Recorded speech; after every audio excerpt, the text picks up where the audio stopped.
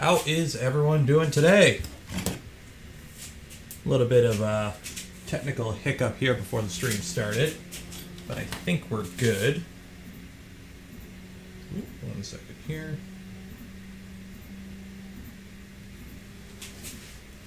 So, how is everyone doing today?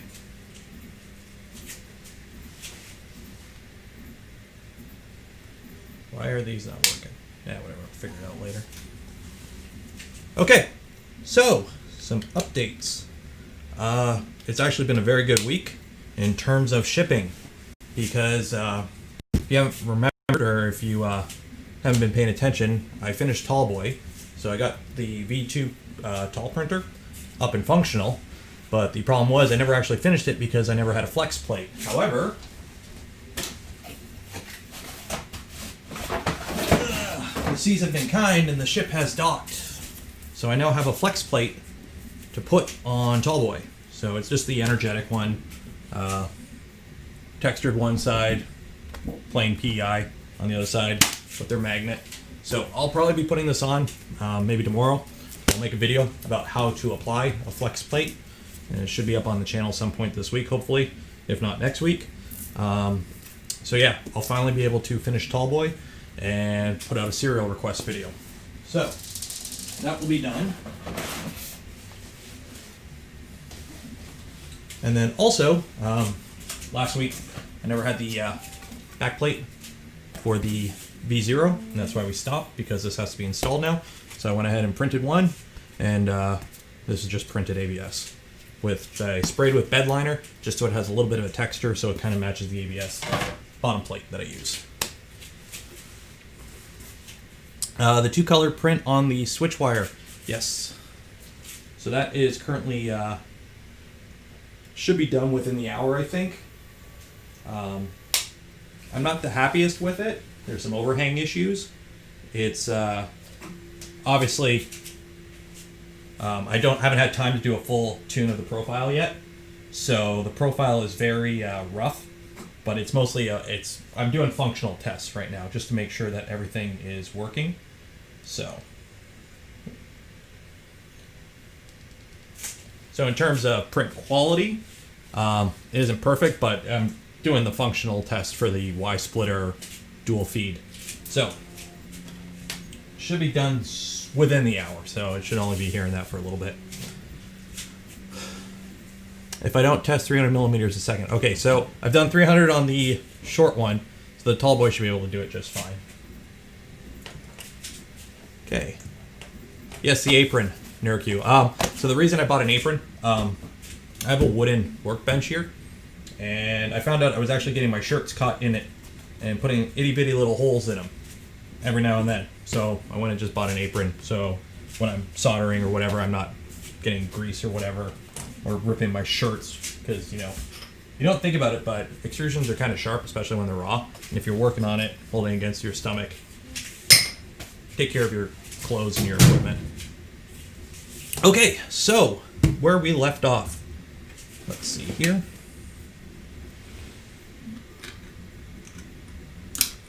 We left off on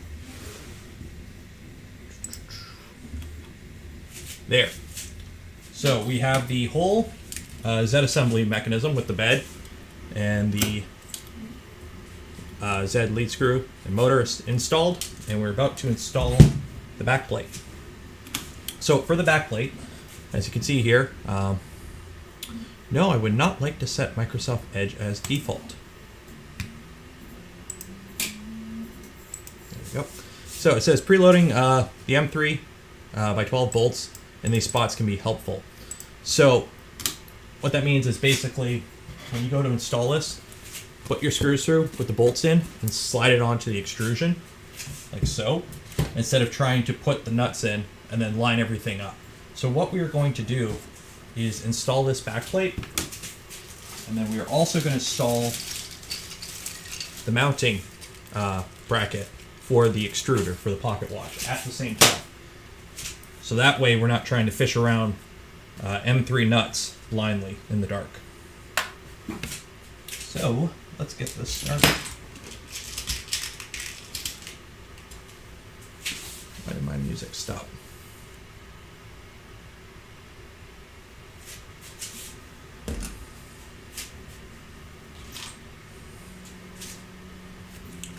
How long you build? How long have I been building this printer? Well, this one I just started the build last week. Enough.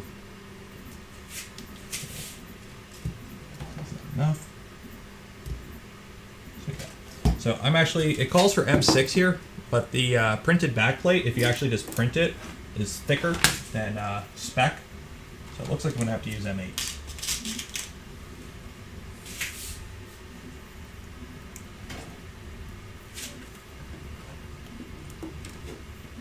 So how long will the build take? Probably a few more weeks. Just because I can only work on it when I'm streaming, obviously. So actually, yeah, M8s are too long. Unless that's an M10. Yep, so we are going to have to go with that. So M6. We'll just make it work.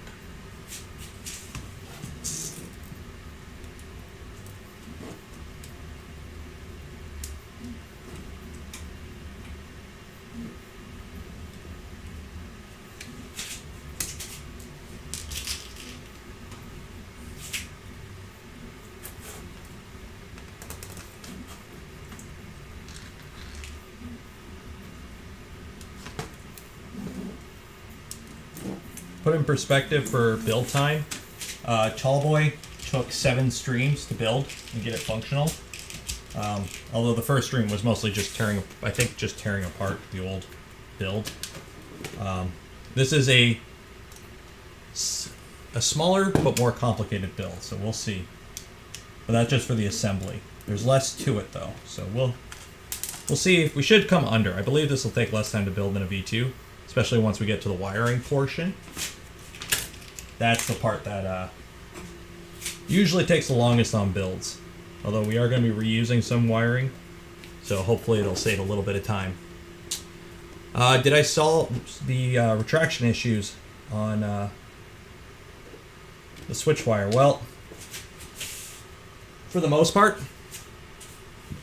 Let's see here. I have managed to get a few completed prints off.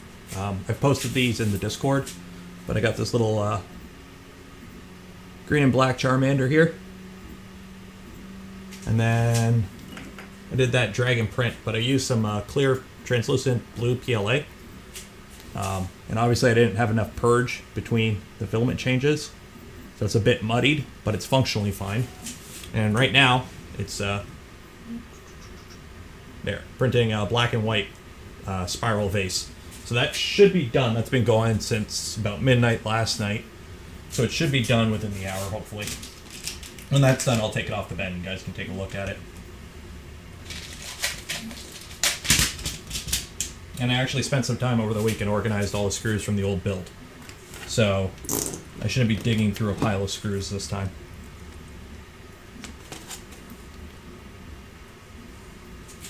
Glad you're liking the streams, Mansu.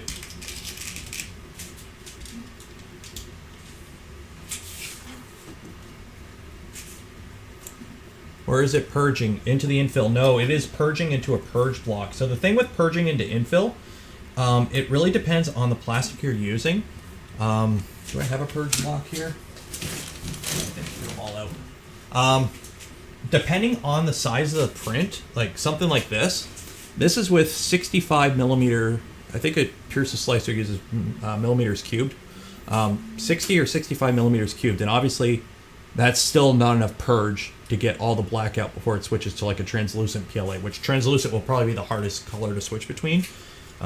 It's doing black and white okay, slight wisps of black every now and then, but it's not too bad. But the issue with purging in filament is usually if the model's not big enough, you might not have enough room inside unless you print the model solid to purge enough material.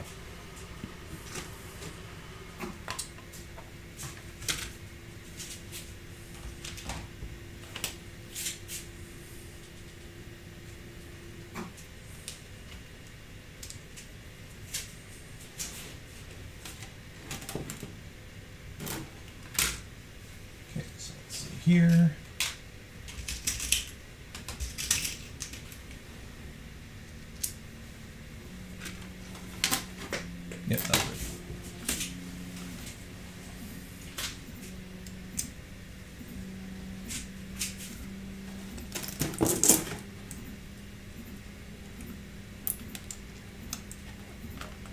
would I recommend a switch wire or a V0 for a second printer if you already have a V2. So it honestly really depends on what you do.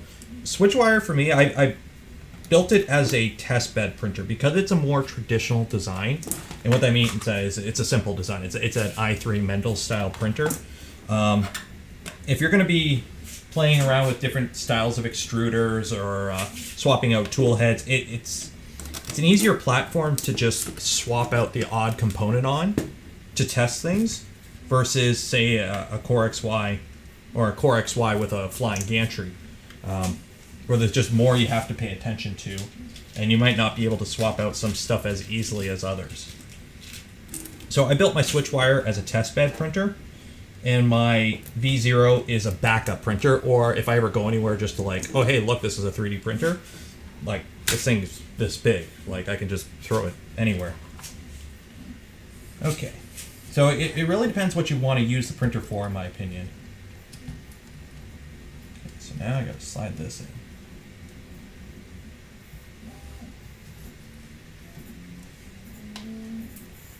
Hopefully not undo any of these nuts.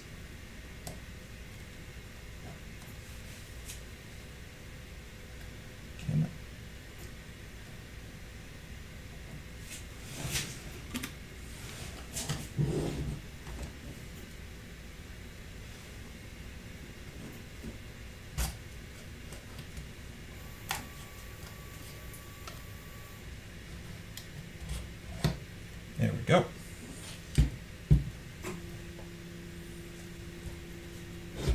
Now there is a little bit of wiggle room, so I'm just going to tighten these down for now so they don't go flying anywhere, and then if I gotta shift it over, I'll just loosen and adjust from there. So by the manual, it says not to install this till later, but I'm installing it now because otherwise you're going to have to chase around those floating M3 nuts in here blindly and try and line them up. So I'm just trying to save myself some future headache by putting that in now. So just trying to save a little bit of time. Okay, let me just catch up here. Are you using Prusa Slicer now for dual extruder? Yes, I am using Cura for my V2s and Vzero, just because that's what I've been using since forever. I haven't had any issues with it, so why, if it ain't broke, don't fix. But the way Prusa Slicer does its filament extruder swaps when using a Y-splitter, because that's how a Prusa does it pretty much.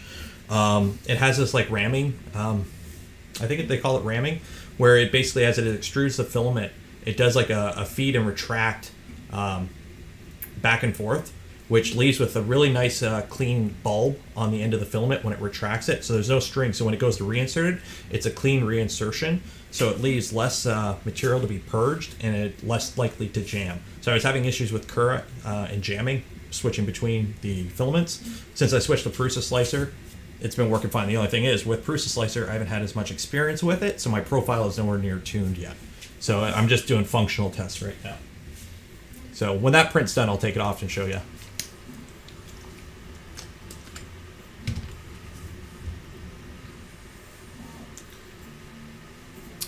Robert, for the dual filament settings, got 3/4 done with the print and filament got stuck in the tube. So yeah, so I'm still playing with the settings. You might have to adjust I think it's the cooling tube length and the amount of times it does that, and some speeds and feeds settings. I'm still relatively new at Prusa Slicer and definitely new at dual extrusion. So just kind of, I'm trying to put hours on it right now just to see what works. As you can hear, it's still kind of clicking every now and then. It wasn't doing that the other day. But this print has like 375 filament swaps, so it's definitely getting miles on it right now. If you could tell yourself, past self, one thing before a build, what would it be? Make sure you have all your tools, screws, your equipment, everything before you start the build. And check the manual and make sure you're signed up in the Discord and you're asking questions if you have questions instead of guessing. Because, make sure you do everything, try and do everything correctly the first time, because you don't want to just haphazardly throw something together and, oh, I'll fix it later. And then you're tearing apart a printer because something doesn't line up because you skipped a step. How are you doing two filaments, like in term files, you import it. So so far all the printed like the models, when you download them, I've been using Thingiverse because it's the easiest, simplest. When you download the model, it's 2 separate models. So there's like a model for one color and then a model for the other. So if you download like the model for Charmander, there would be like an STL that is just the green parts and then an STL that is just the black parts. And then when you load them into your slicer, they sit on top of each other. So you just click the one STL, extruder 1, the other STL, extruder 2, and the slicer handles the rest of it. Yes, the back panel is printed. And what I did was, because my bottom panel is an ABS sheet and it's got this like textured finish to it, I took the back panel and I just hit it with some bed liner, just so it kind of sort of matches the texturedness.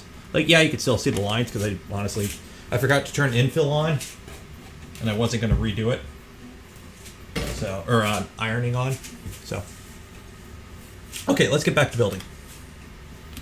So, we have our backplate installed, and now we're going to install our top rail here. Which rail is it? Got way too many rails.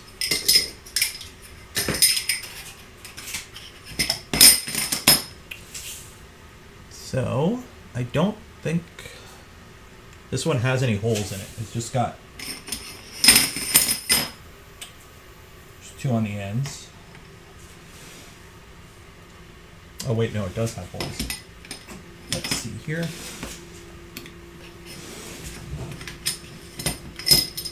Nope. Nope. Nope. Nope.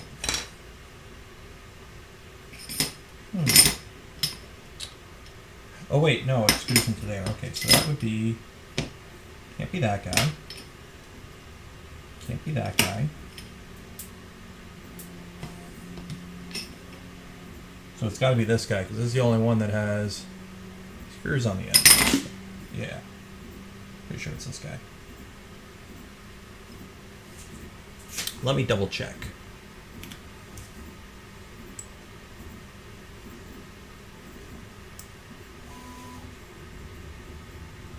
So those ones are just calling out for 200 millimeters long with tapped holes on the end. So yeah.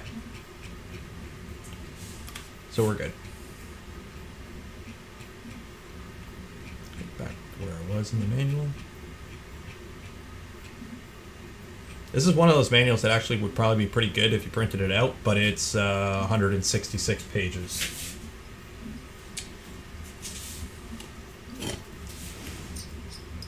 Are we ever going to see dual filament on a V2.4? So right now, if you go to the SwitchWire GitHub, where all the STLs are, you can download the Y splitter I'm using.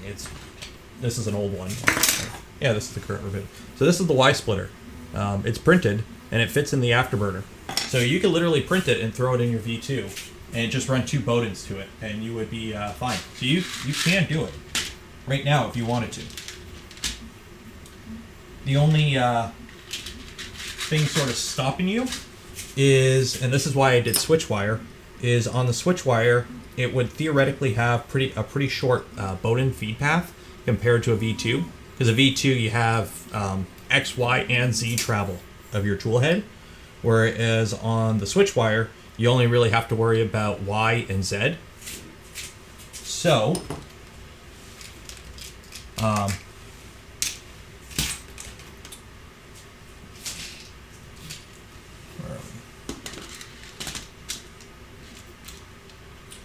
so it just makes it so like the Bowden tubes only have to come like from the top and straight down. They're shorter. Whereas if you got them on a V2, they're going to have to come all the way from the top all the way down both, and just longer filament path. Trying to keep it as short as possible, basically.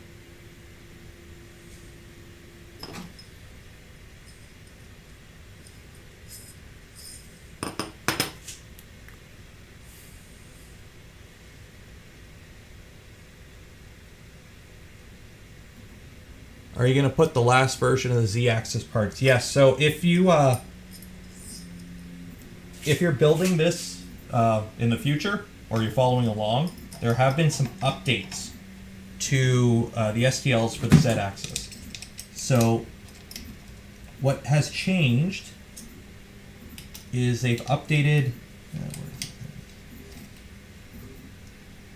I believe it's the, it done a change to the lead screw mount, and I think that's it, just the lead screw mount and the end stop.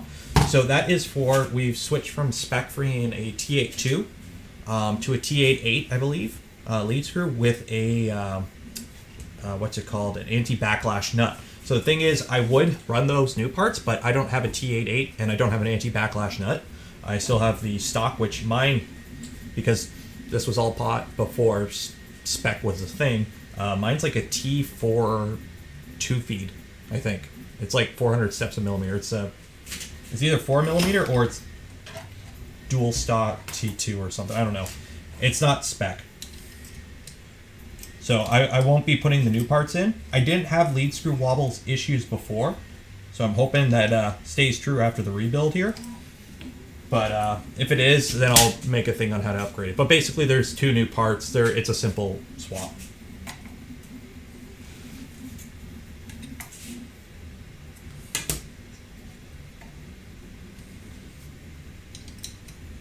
I'm just centering these beams right now.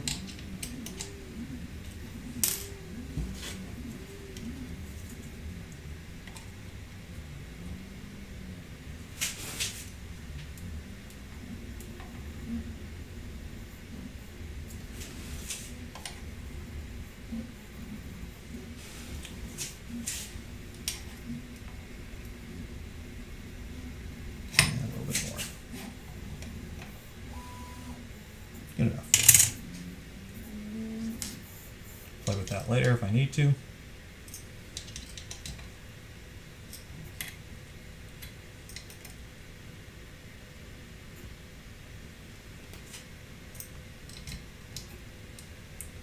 How important is the back panel and how hard would it be to add later on? I skipped it so far and my printer is at the wiring stage. So the problem with putting the back panel in later is you got to get it around the motor.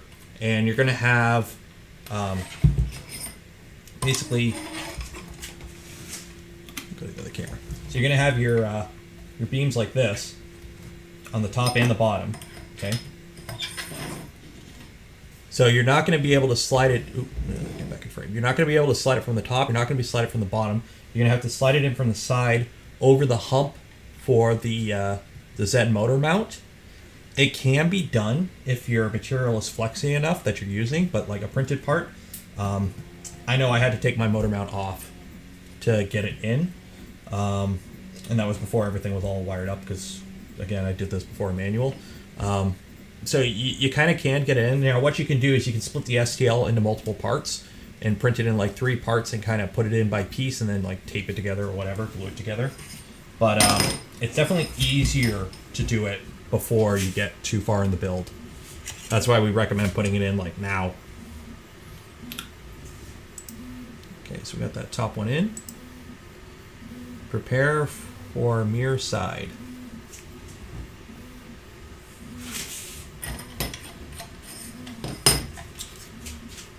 Preparing for mirror side. So we got 2 beams.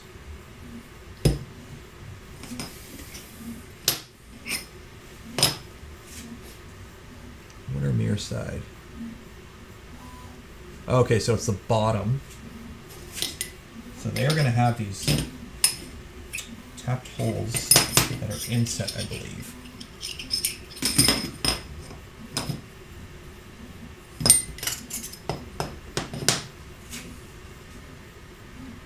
Yeah, because these go there. Okay, yeah.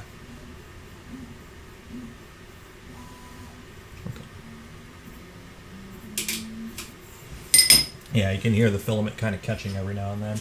It's still feeding though, it hasn't jammed up. Yeah, we're still good. Actually, we're done. We're on black now. I don't think it's printing any more white, or it's near the end. So that should be done relatively soon. Okay, so we got 2 of these. I should have 2 more. Oh, there. Okay. So we got that.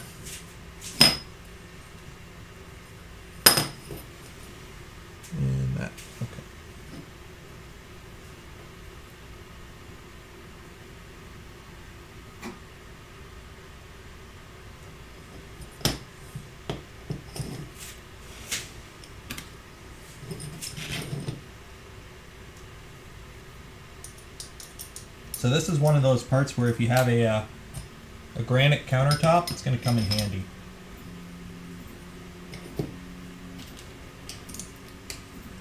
Because this will allow you to make sure everything's kind of squared up. Fortunately, I don't have one, so I'm just kind of eyeballing all this.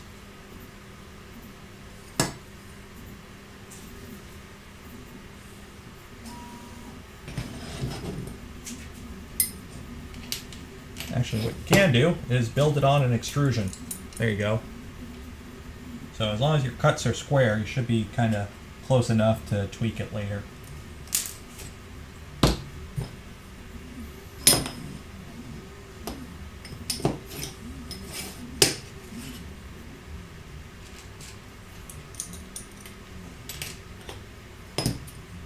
Yeah, this one.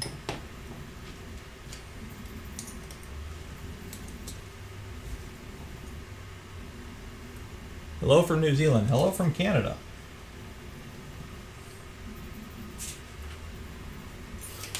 I'm modifying it to work with smooth rods. A lot of work, I know.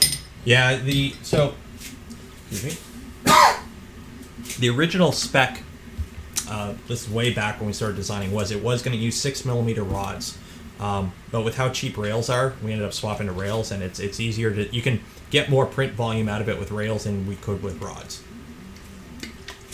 With the same footprint of printer. So if you're redesigning it for rods, good luck. How important is it? Okay, I skipped that one.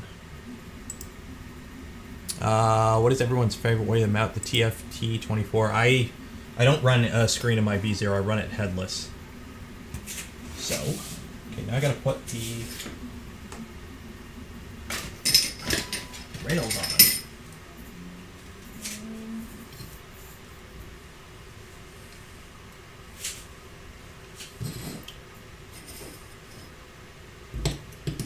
So as you can see, I already have the rails attached to the extrusions, and that's because when I took it apart, I didn't take them off, because why would I take them off just to put them back on? I took apart the frame because I had not enough M3 nuts in certain locations, and I had some free nuts in others, and I didn't want to listen to rattle anymore, so that's why that was done.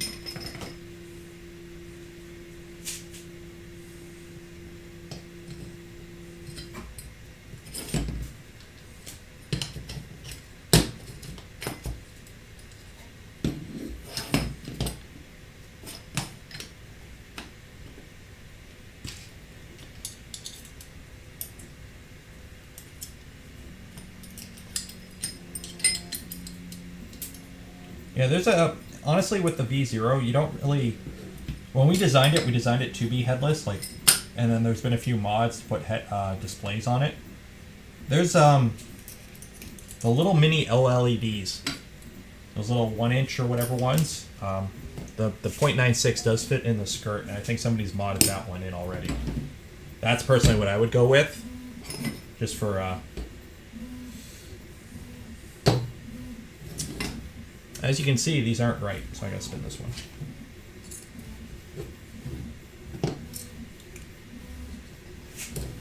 There we go.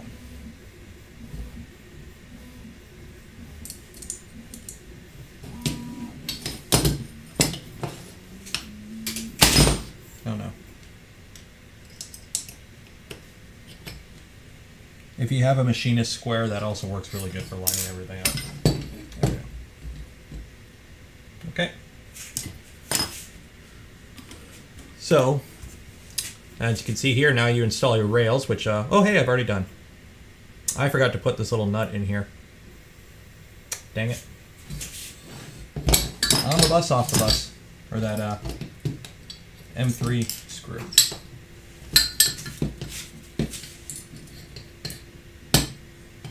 This is what I mean by this is a very procedural build.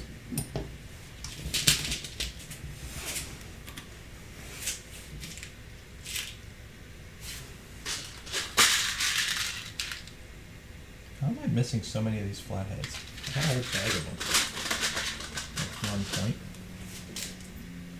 There's one.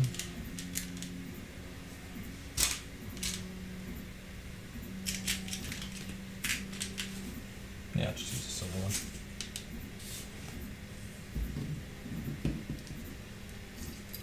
Oh.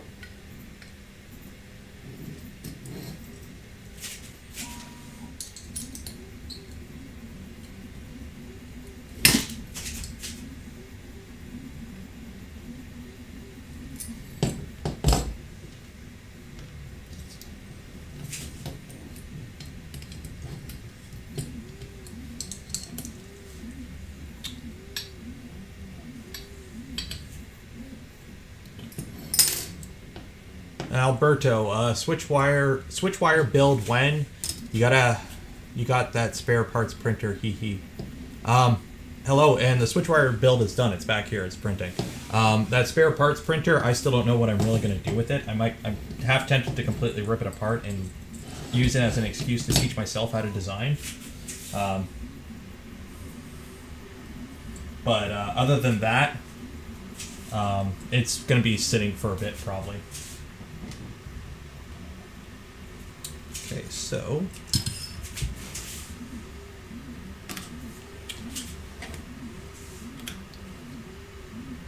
I got the rails on. So now we're going to attach it. Okay, I see.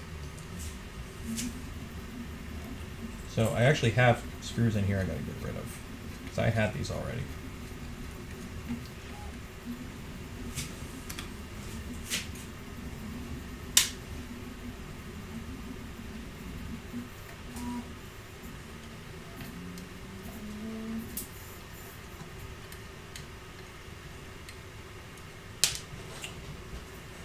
So now it just calls for, okay, so I got to put 6 nuts in here along the top.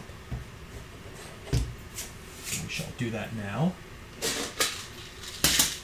Anytime you see in the manual, you see the pink arrow with a number, that's how many M3 nuts you need to pre-install before you put that part on. If you don't, you're going to have a bad time. 5, 6. 2.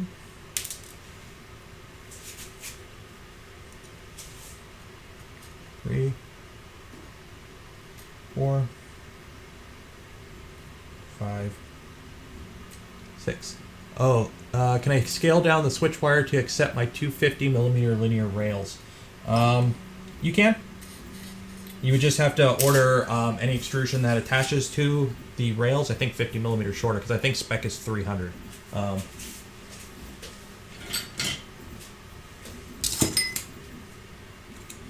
Yeah, 300mm. Yes, I have an extra rail. So yeah, you would just scale it down. You would lose 50mm in your XYZ, obviously, but you can scale it down if you already have the rails on hand. So it's a no biggie. Okay, so now I gotta kind of slide this on. Oh, I see. Actually, I'm gonna take these out. There go the nuts. 1, 2, 3, 4, 5, 6. Remember what I said last week about every time you put nuts in, you should put some screws in on the ends to hold them in place, so when you're flipping stuff around, you don't send all your M3 nuts flying. That's some good advice.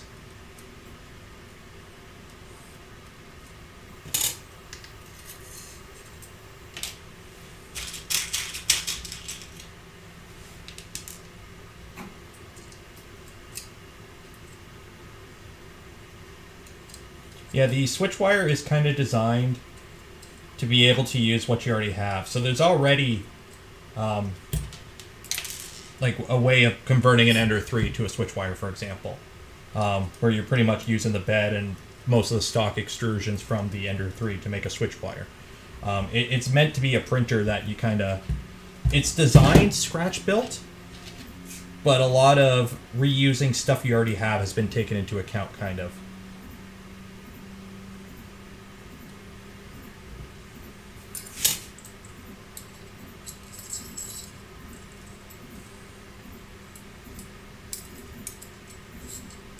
So, put these ends on.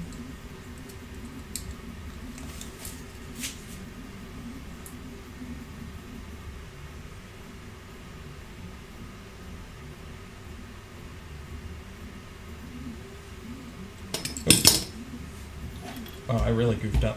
Put that flying. I had this extrusion on the wrong side. Un momento. You can tell it's been a long day. Up. And over. That makes more sense. Okay. Like, why doesn't this line up?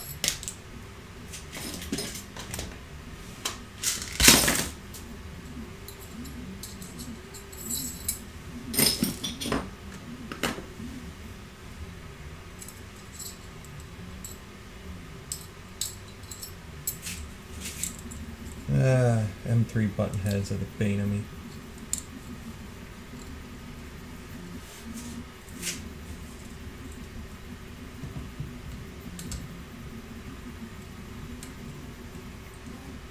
Get that started.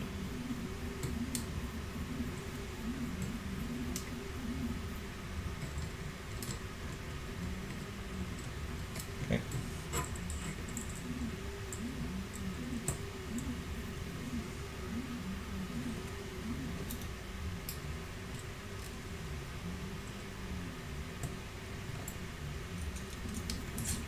Nope. Nope.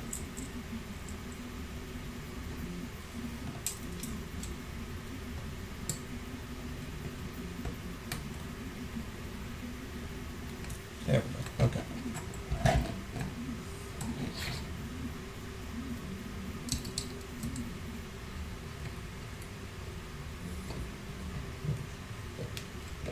So these ones you kind of have to screw them in a little bit on each side at a time, just to keep it from racking, cocking up a bit.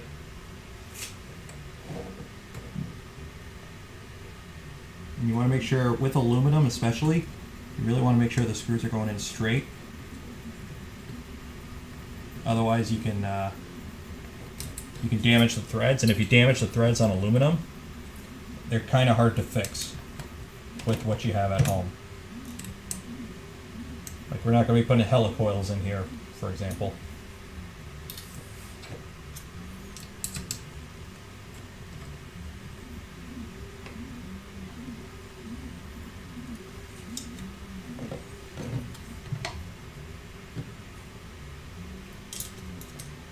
And what I kind of recommend is get everything together and eyeball everything flush. But then you can square up everything once you have more of a cube. Because right now it's just, you know, random extrusions kind of slapped everywhere. It's not really a super easy to get this squared up right now.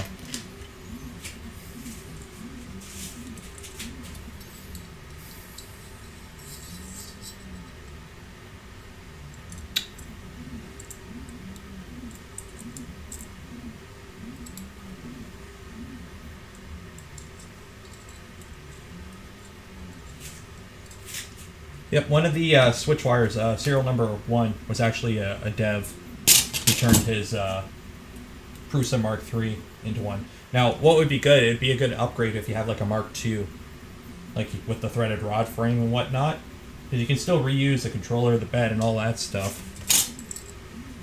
power supply, and you would be able to just buy a new frame, reuse what you got, and then boom, switch wire.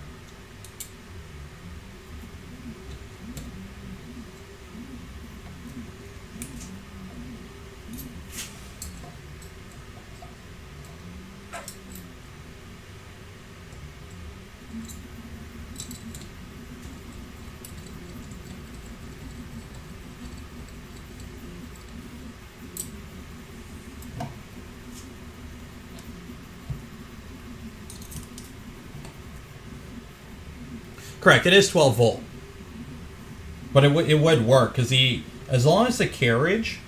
So when it comes to the switch wire and bed support, any bed will work as long as you have enough material in the bed carriage itself that you can drill out 6 holes. They got to be the 4 holes that mount it to the MGN 12H carriage, and then 2 holes for the belt retainer. So if you can print out the plastic jig that you use for drilling it, because we have in the STLs there's a little plastic jig you can print out, screw it into position, and then use that as the guide to drill your 4 holes, because they're just clearance holes. You can do it with the drill. As long as you have enough material there to put that jig on and drill those holes, you can throw it in a switch wire and mount the bed.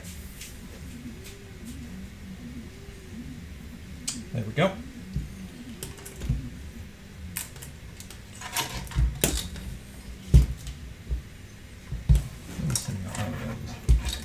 Hey, look, it kind of almost sort of looks like a printer now.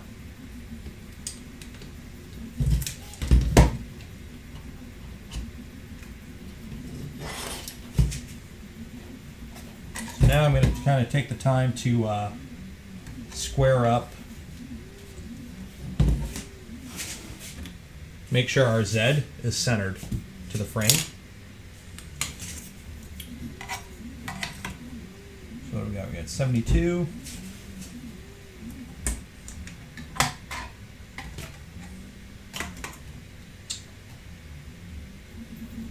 86. So that is not centered.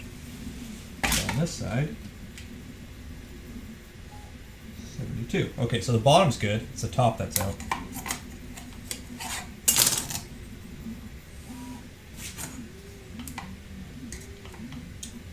Three.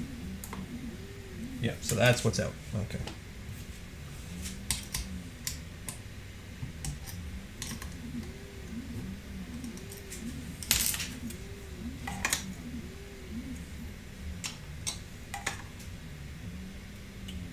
$55, $56, $57.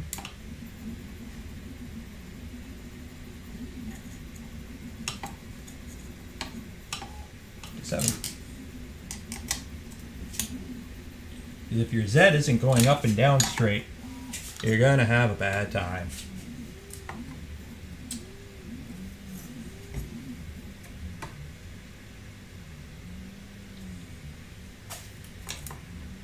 Okay, I'm going to move that one over a millimeter.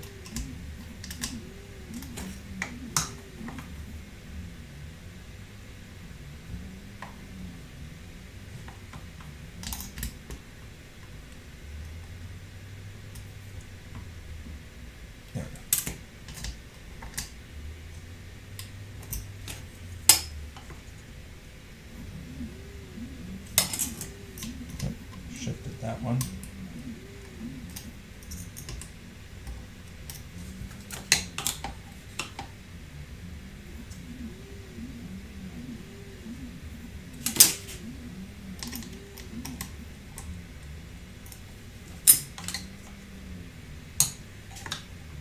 There we go. Okay.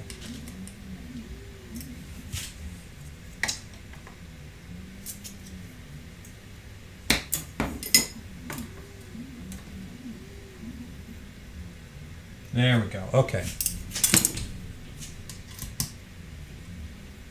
Oh, that's the backplate doing that. Okay.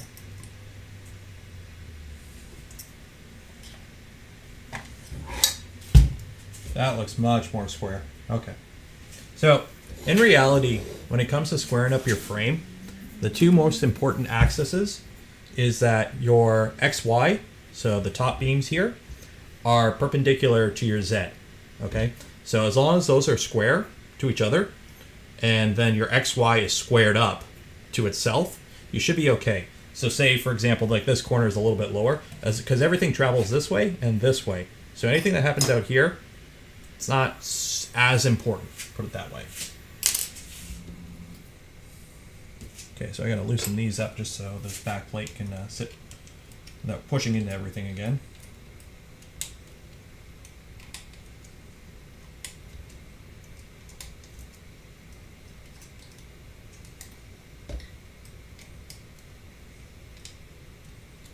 Make sure it's sitting within the frame. Okay, now we're good. Now I can tighten this down for good. For now.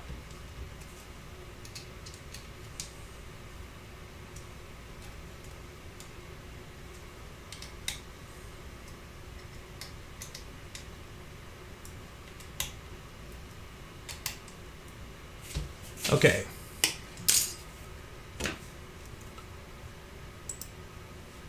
I want print today. This is not going to print today.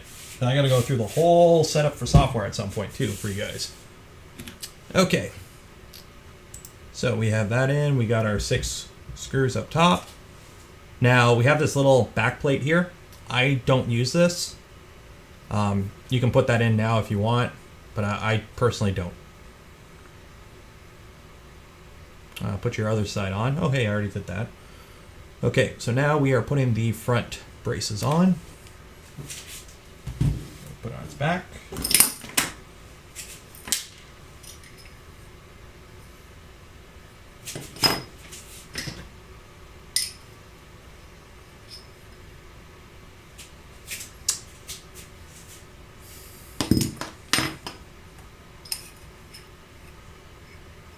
How am I using the wrong extrusion? Oh, there we go. Okay. Yeah, because that, okay.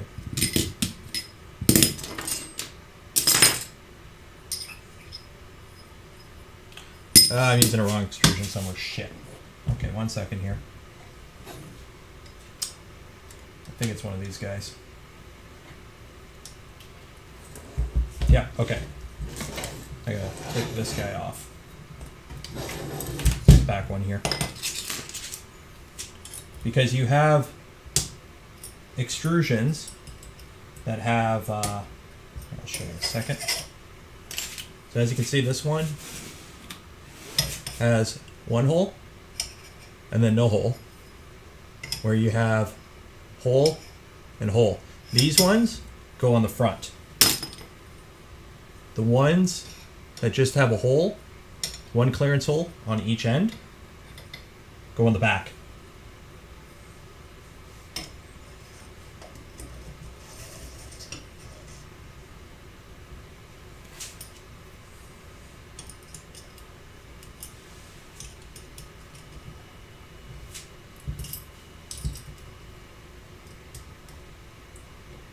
There we go.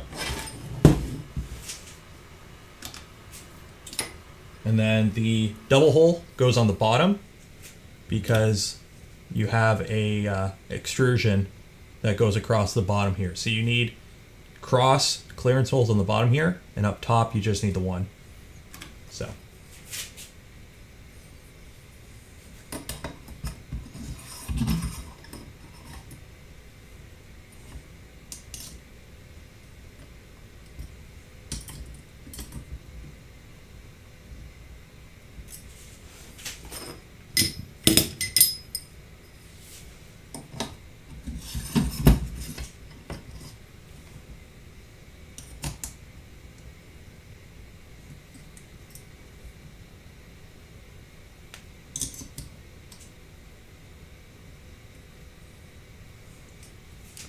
Switch wire print is done. Switch wire print is done.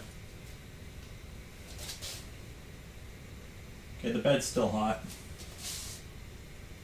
Yeah. Let the bed cool off for a bit. Take a look here.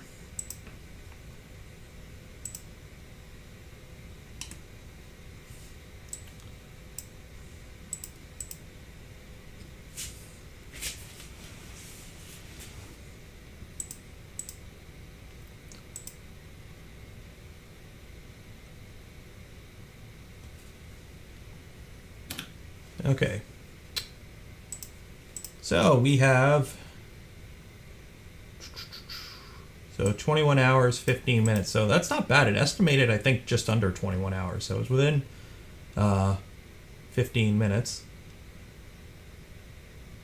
So the thing is, though, there we go. If I download that, that'll probably kill my internet. Or no, wait, no, I'm on local. I'll download that and I'll play it back for you guys. That's the crappy time lapse that it spits out automatically. So, cool. So, we have our front beams on, and now we got to put the cross beam in here.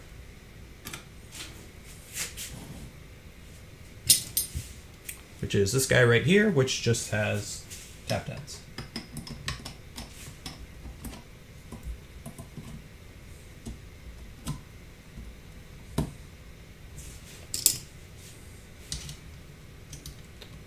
is this a genuine Prusa bed? No, it's a, I bought the whole bed assembly. It's a Triangle Labs bed and flex plate, and it's a Funsor, I think, carriage. Because I live in Canada, I couldn't get the LDO carriage, unfortunately, at the time. Because we don't have a proper, like, reseller up here. Which kind of sucks.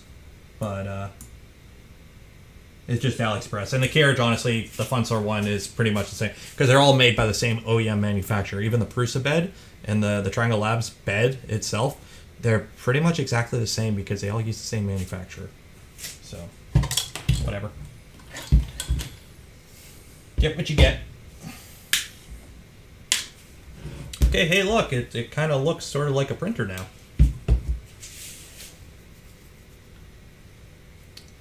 So back to the manual. So it says loosen all the screws and frame alignment. Oh, here we go.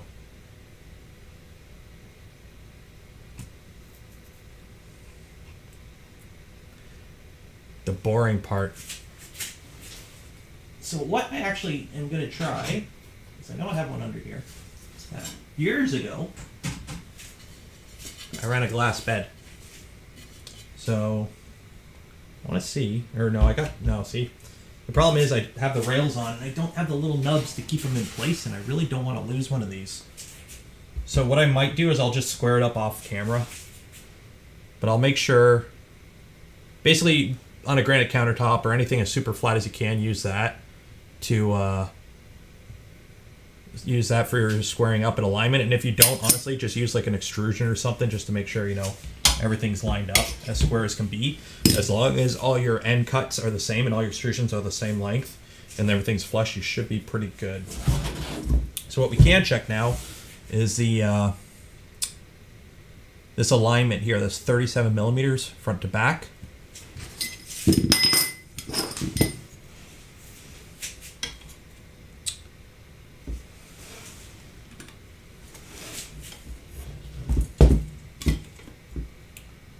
We got 36.5. That's 37. So we gotta move this guy up just a hair.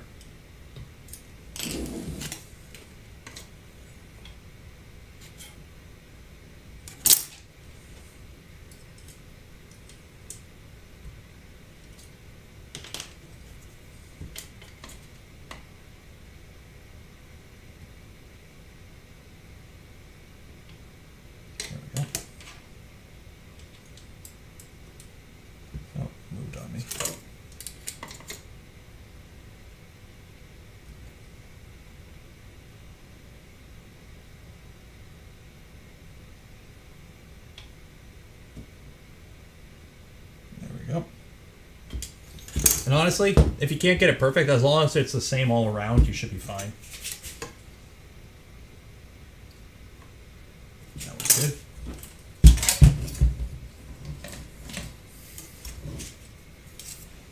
Yeah, glass stovetop. That's actually what I used for both my my V1 and my V2. When I built this guy the first time, or no, it was 26, V2 26. When I built that, I actually took the frame to work. And I put the frame together on the granite countertop, or the granite layout table we have at work. I work in a tool shop. 630. Okay, so this one's out. This side's out a millimeter. I used to have a little scale. I don't know where I put it. Yeah, having a scale is good. Also, if you don't have a scale for some whatever reason, you don't have an accurate scale, but you have a vernier. Where's my vernier? So your vernier, right? You know, you can measure whatever, you know, measuring that. Thing is, this other end, that's a depth mic. So what you can do, if you want to measure how far in this is, you extend it past the point you need, right? So you have like that much sticking out. You put it against the bottom and you come down. Yeah, man, I hate using crappy cheap ones. You come down till the bottom touches. There you go. So it's 37.25 millimeters. Okay. Where on this side, It's 37.5 millimeters roughly. On the top here. Now, if you're not holding it perfectly straight, you'll be out a bit. We have what? 37.5. 37.5. Okay, so they're all out about half mil. So yeah.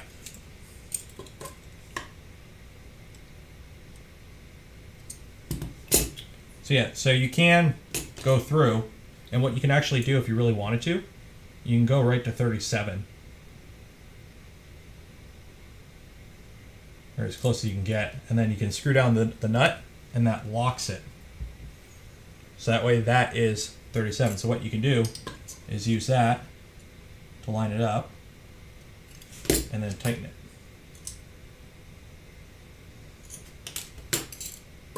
And then you should be good. So just a little trick.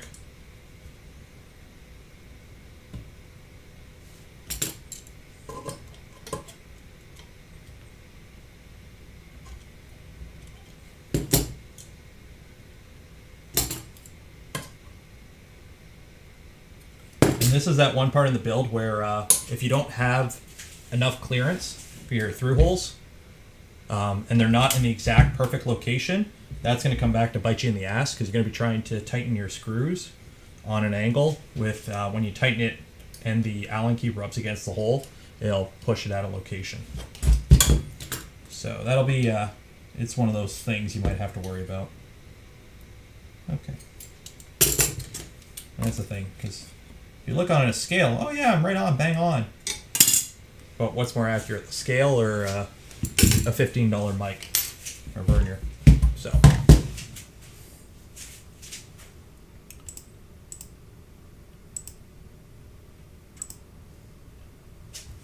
Okay.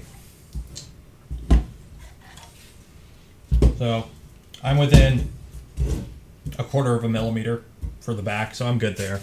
If it's not exactly 37, all that'll mean is you'll have slightly less travel in the front, and there's a little bit extra, there's wiggle room on your XY as well. It's not exactly 120 by 120, it's like 122, 123. So if the best you can get is 38 millimeters on the back for some whatever reason, as long as all four are the same, or as close as you can get them, you're fine. Okay. So we do that. And then this one I already did. Now I measured 58 millimeters, or 57, and the reason for that is my extrusion that I have here is ever so slightly longer. I think it's probably like 102, 103 mil, because I just cut it by hand. So that means my bed is slightly wider, which means these extrusions are slightly off, which is fine as long as you can make this as wide as you want. I would recommend making it to spec so it fits the bed. Like too much play and you're gonna have to change your whole position in the bed. But as long as everything's equal, you're fine.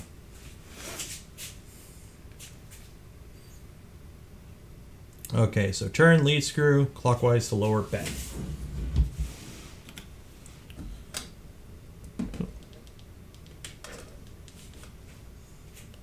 Apparently that's a step, is to lower the bed. So let's lower the bed.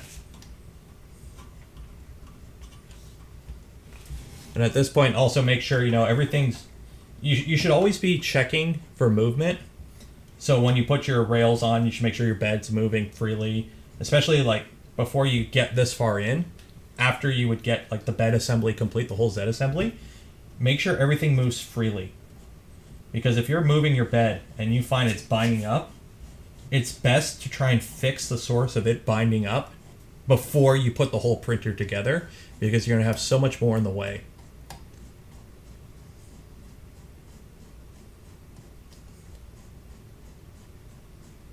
So everything moves up and down freely here. I don't feel any binding at all.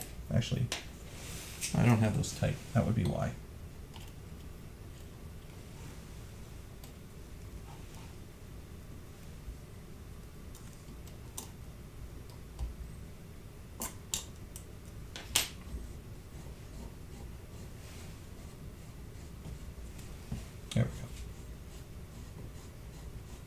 So it says lower the bed, so we're going to lower the bed.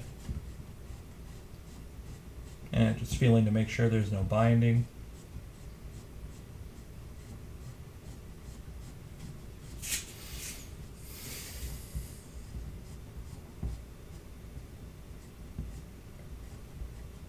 Just sore on the thumbs.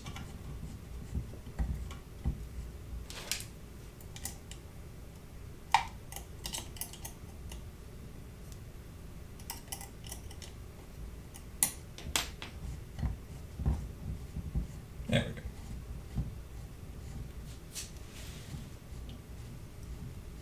go. Okay, so I guess that's low enough. I don't know. I'm not sure why that's in there. I'm assuming it's just so it's easier to work with. Okay. So remove screws.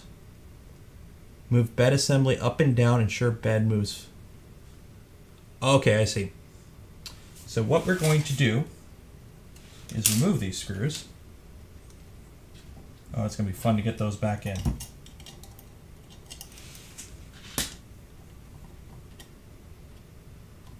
Okay, so remove those screws.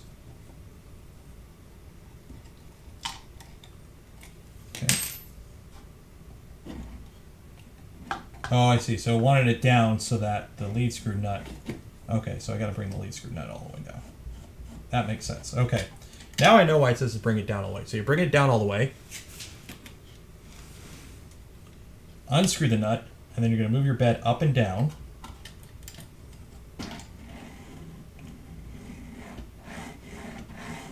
And make sure everything is moving freely. So you might have to crack your rails just to make sure, or your extrusions, just to make sure there's no binding anywhere. What I normally do in this situation, I'll leave one as the master, and then use the other one as the, this, I guess, master and slave. So one is tight and one is loose. Make sure whatever one you're using as your master is aligned evenly. Which that one is, so they're both 57 millimeters in. So that way the bed's moving up and down straight. Okay, so we're good there. We got clean movement. And then you progressively tighten. So what that means is you don't just reef one down. You just kind of snug it up a little bit. Move to the bottom. Snug it up a little bit. Move to the top. Okay, still moving good. A little bit more. Move to the bottom. Oh, let's see. Okay. A little bit more. Move back to the top. All the way tight. All the way to the bottom. All the way tight. And there we go.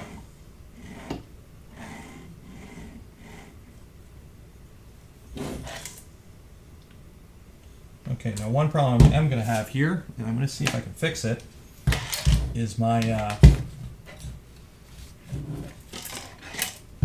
my lead screw holder isn't perfectly centered. So I'm going to have to kind of see if I can get in here without dropping the bed and move it.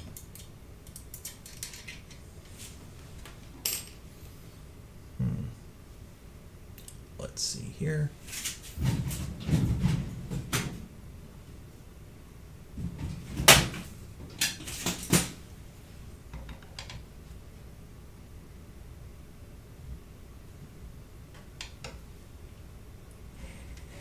There we go. Okay. And then what you can also do is kind of hard to see on camera, is when you're moving it up and down, keep an eye on how the lead screw travels through the nut holder, the lead screw nut holder. And if the lead screw, as you can see, is getting closer and further away from his side, or it's on an angle, take corrective measures to fix that issue before you go further. Otherwise, you're going to have a bad time. Okay, so we're there. We're good there. Now we got to reinstall the screws, which is going to be fun. I'll get this lead screw nut back in position. Why not belt on Vzero like V2? So the reason the Vzero uses a lead screw and a belt, or a lead screw instead of belt is twofold. One, at the time, and I believe it still is, it's still cheaper to get a short lead screw than to get all the hardware you would need to belt it up. And then two, it was, I think it was more compact at first. Now there is kind of an alternative plan in motion to get a separate, I don't know how much I can comment on it, but there's stuff in the works to avoid the whole assembly, put it that way.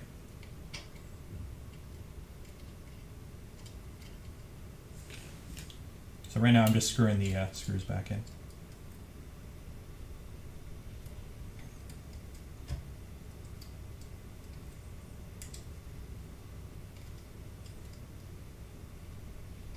There we go, got one.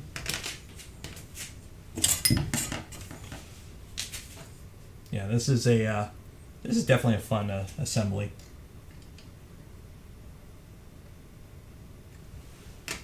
I will say, it is easier with the manual.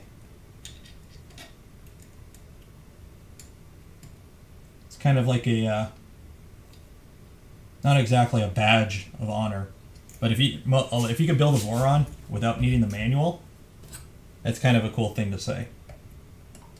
Like I think we already have one or two serial, or I think there's already one serial switch wire out in the wild that somebody's built with zero manual. But the switch wire is a very simple build, I believe. But there were people that built zeros without manuals. So all the devs for one built one without a manual. Trying to tighten these nuts down and keep them from spinning. I know I have it somewhere. There we go. Nope. Pliers.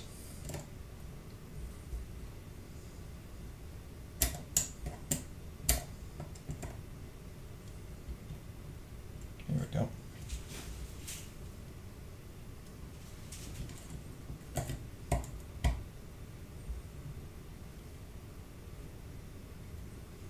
There we go. Okay.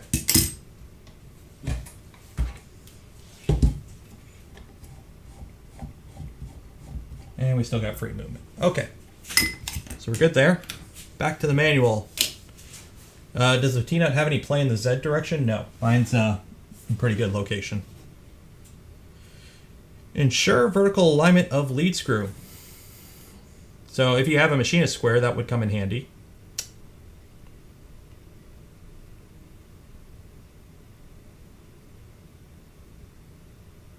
Remove extrusions. What? Oh, we're putting the bottom plate in. Okay, so it wants you to... I see, okay. So now we got to put the bottom plate in.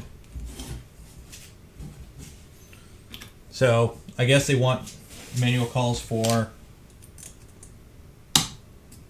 squaring everything up and then taking it apart. Because I guess it's easier to play with all your Z stuff without this bottom plate in. Okay, I gotta replace one of these screws. I don't like it, it's stripped.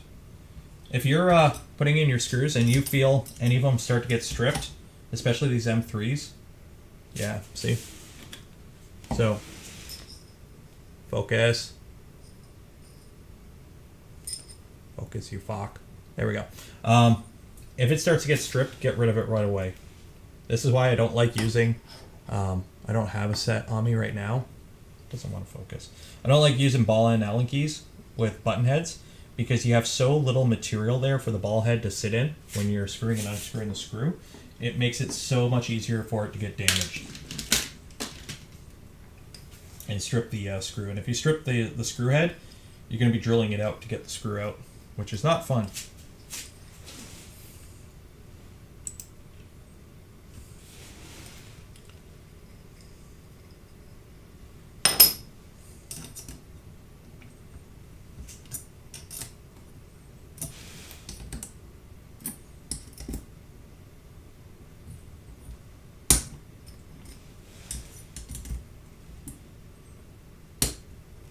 Go. Okay. So we have our bottom plate, and then also before you put the bottom plate in, one M3 nut down the side where your drag chain connects. And then you're going to have to put a little notch for your belt. So what I would do is drop it in, because it sits in the extrusion. And then make sure that you have room for your belt to sit in there. If you do not, fix that right now.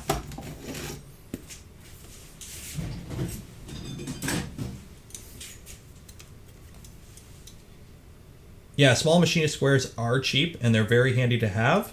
And I have a bunch, they're just at my toolbox at work. Because I have a very bad habit, if I take it home, I'll forget it at home, and then I don't have it at work. There we go. Okay, and then that screws into position. There. Okay, so we are good there. Now if you go look at pictures of this build before I tore it apart, I just had the zip tied to the extrusion because I wasn't taking it apart to put in one M3 nut. The joys of dev life.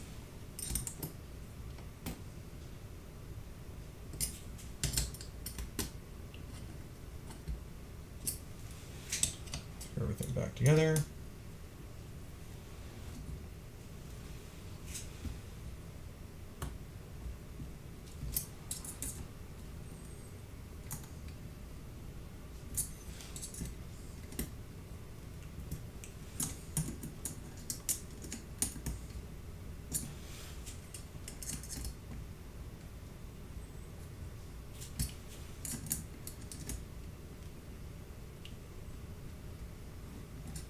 Okay. Oh yeah, I forgot about this part. Crap. So, when you go to put this front one back on, because you have to get it up and over, it's actually easier to, let's see here, unscrew these so that you can, oh, gotta loosen these ones back here. Yeah, let's see, does the manual call for doing it the right way? Actually, oh, okay, I'm getting ahead of myself. I'm getting way ahead of myself. I gotta take these back off. Take these off. I gotta put some nuts in here. Jumping the gun. Always jumping the gun. Okay. So. 3, 3, 3, 3. So, 3 on the top here. And 3 on the sides. Okay.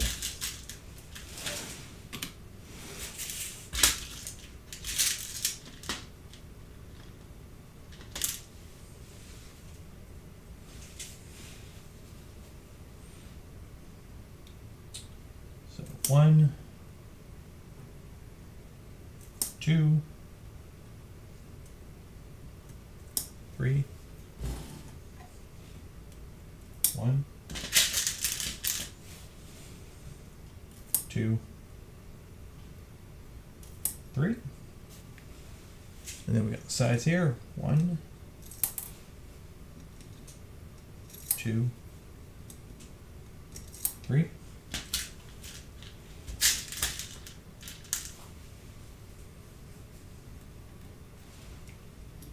One, 2, 3. Now, actually, if I'm not mistaken... Okay, yeah, that makes sense, yeah. Okay. So you got the 3 on the top here. And 3 on the sides. I'm assuming these ones are for panel mounts. The top here is for, you'll see later. And then also, there we go. Okay, so I've got to flip it over, and I got to put 4 on the bottom here on each side, and these are for your skirts. 1,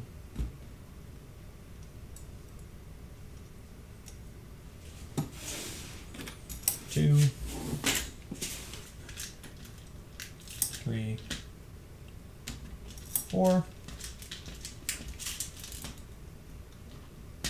1,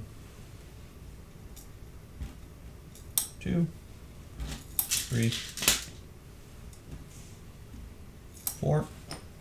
And also we have 4 in the cross extrusion in the front here.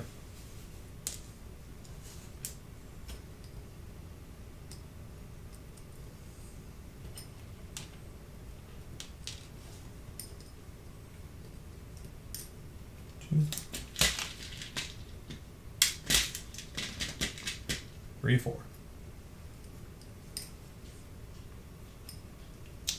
And then Mark makes a very good point here that when it comes to your Z chain,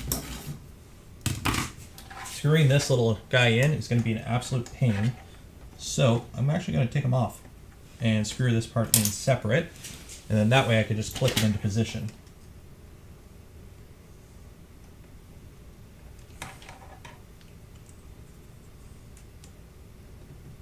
These small drag chains are a pain to work with, I will say.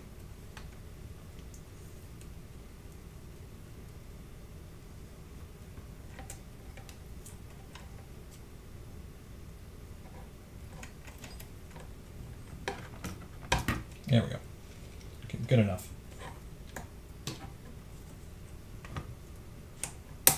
There we go. Okay.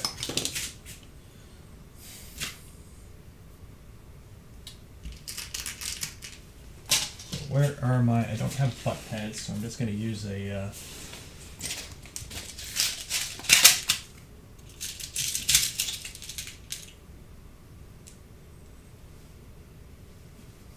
probably an M8. Yep, M8. Come out of here, T-nut.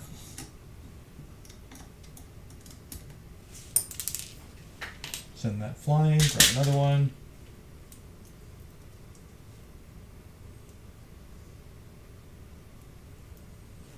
Put that in to the bottom. Tighten it up.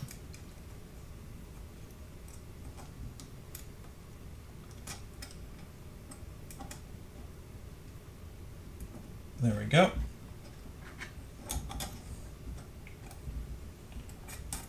Try and get the ball and Allen key back out. Come on.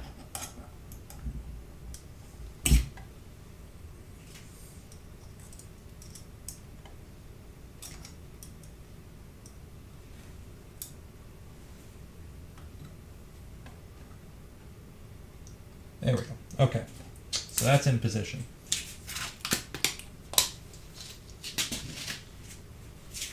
Good tip, Mark. Okay, so let's put this all back together now. So drop the plate back in.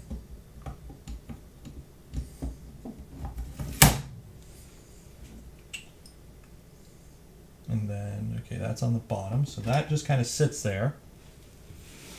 And then you put your extrusions in. These extrusions, okay.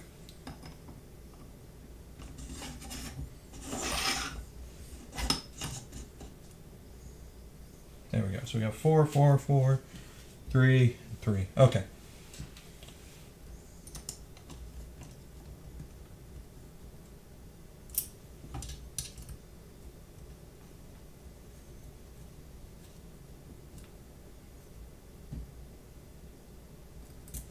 There we go. And then we do the other side.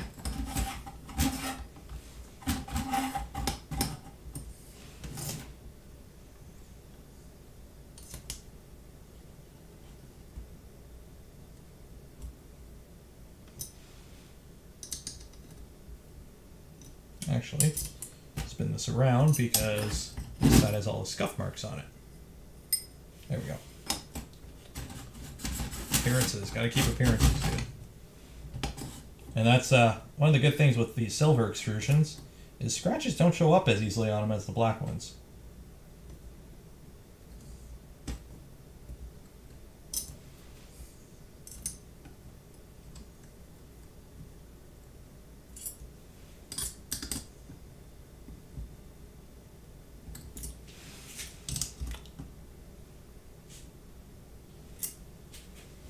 Yeah, when it comes to sliding them in, don't tighten your M3 button heads as much and try and hold them up a bit. And that might be able to give you a little bit more clearance. Okay, there we go. Okay, so we got the back panel in, the bottom panel in, and I'm pretty happy how the textured finish on the bed liner closely matches the ABS panel. So that's a little trick there. Just buy a cheap rattle can of bed liner if you want to give a little bit of a texture to your printed back panel, just to kind of hide the fact that it's printed. I don't know if it'll help anything with stiffness or anything like that, but it looks kind of cool. Okay, so we got our extrusions back on. Okay, so we got to slide 4 M4 on that side. Why are we putting 4 in there? I don't know, it says put 4 in, I'm going to put 4 in. 1, 2, 3, 4. I'm assuming this has to do with the door. Oh wow, we're getting on to part assembly now. Yay, finally.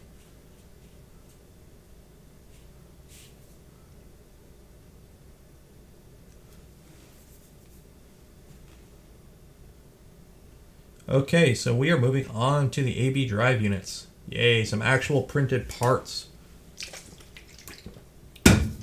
So we'll take a little break here and we'll take a look how this dual extrusion came off.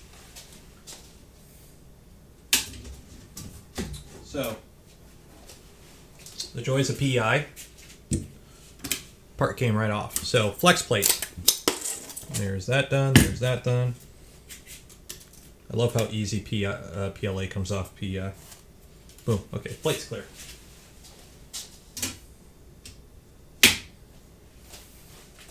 So, downside of dual extrusion, you get this wonderful solid block of plastic that is pretty much garbage. But as you can see, you have to like wash out the whole nozzle between purges. And when you're doing like black and white, it's quite a bit. And it's pretty solid. So if you're printing a print that is fully dual color the whole way up, you're going to have a solid block. But if it's printing like at the bottom, you notice the first few bottom layers are solid white. It just prints with like very low infill, and it just kind of barely any plastic. And then the top layers, as soon as it doesn't need to do filament swaps anymore, it just stops printing. So it's a different height. So anyways, that is the print. Yeah, I have a skirt on it. Skirt's gone. So bottom, anyone worried about bottom layers, the bottom's perfect. Some issues with the overhang. It's probably going way too fast for what I was trying to do. Because it is all pretty much unsupported spiral. But it's a little cup holder. But yeah. Black and white dual extrusion. There is some minor, it looks like it did jam up a little bit in a few spots, because you can see like where it like skipped a layer or is a very light layer in a few spots, but it's pretty solid. It's PLA, so don't leave it under your camera lights. But yeah.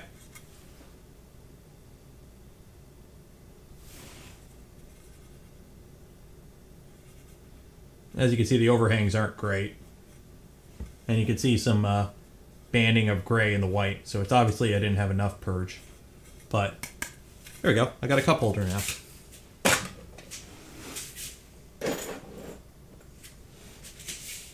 So there we go. Okay, back to building. But yeah, this is a solid. Let me get my scale out. Where's my scale? Also, I don't like the fact how Prusa Slicer tells you filament used in length and not weight. So let's see. So this guy weighed a total of 75 grams of plastic, and the purge weighed 86. So it's not that bad. Now, obviously, the thing is with purge, the bigger the object you're printing, the lower the percentage of print weight to purge weight will be. So if I was printing something really big, this purge block goes by size. It goes by height, I mean. So, because the purge is the same for every layer. So if it has the same number of filament changes, the purge block will be the same. So if you're printing, you know, something very small but tall, you'll have a lot more purge than something fat and short. Because it only purges once per layer. So this will be consistent. So.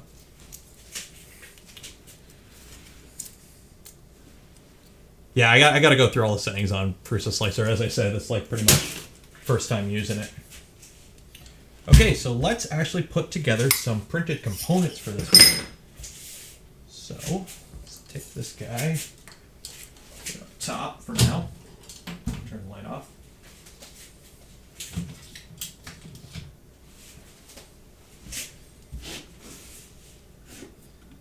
So let's start off here.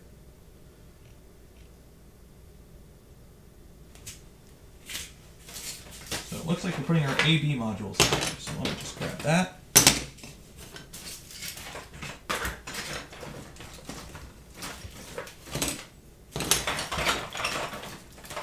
And we can find out if this color scheme is good.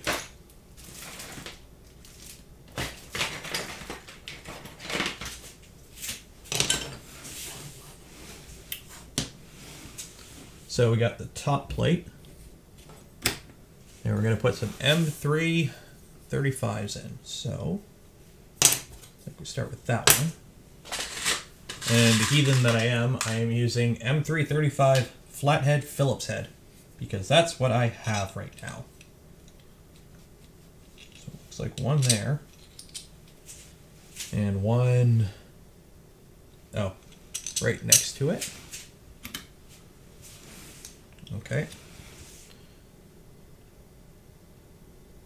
And then I flip it over and I do the filament stack. Okay, I see. So F623s. All the F623s. Let's go with the fancy ones with the seal this time.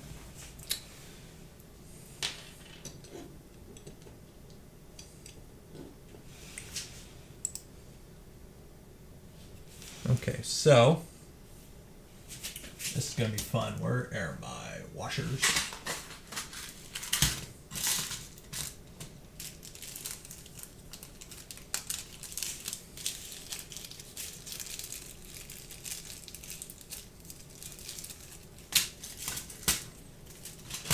A little drug dealer here with all my little baggies of washers.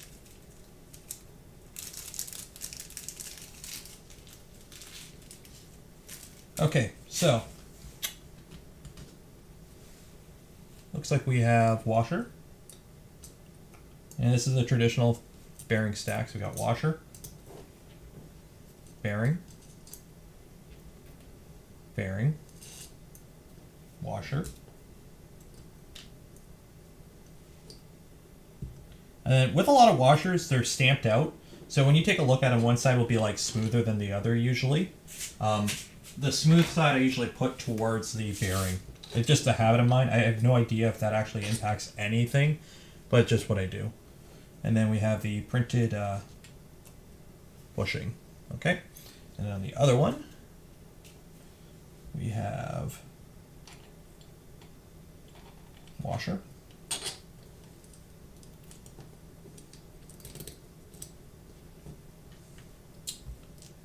bearing, bearing, washer, then another washer,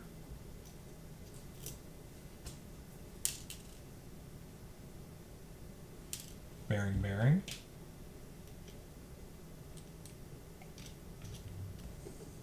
and these are Fushi bearings, I believe. Bought them a while ago. And there we go. And now, if you look at your the motor tensioner arm thingy.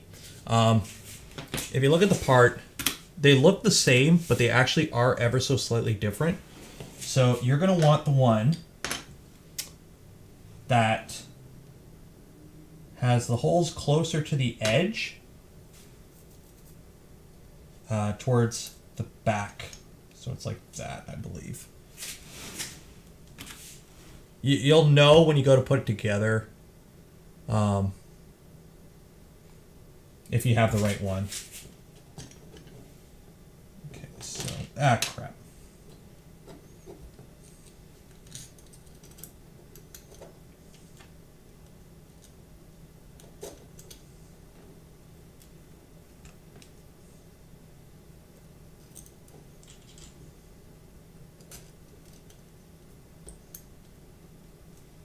Stay. And then this one we need, nope. Yeah, this one, and we got to put some M3 nuts in there.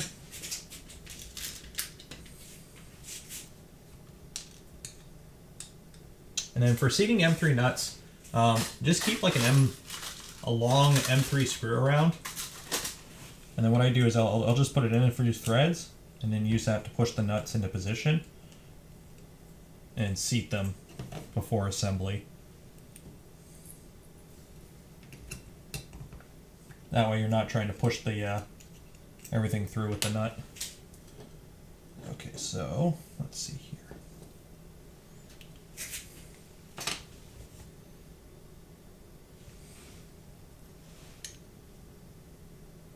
Oh yeah. What I would recommend too, because these guys are riding in a tight area, you really want to make sure you have no over extrusion on the top. So just grab a file and the top part, just give it a quick little rasp, just to make sure you don't have any over extruded bits that'll just cause undue friction. It's not a super huge deal, but it's just kind of it'll help you out.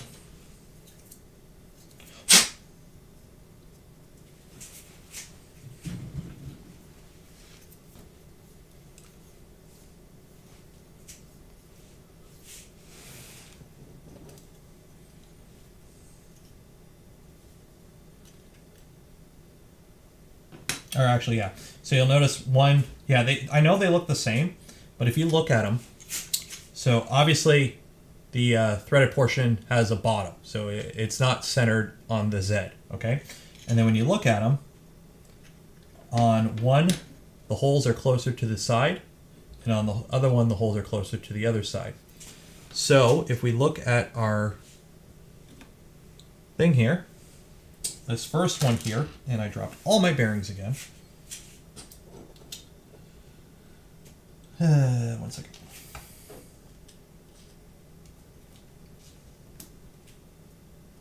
See how many times I can drop the bearings on this before I put it together.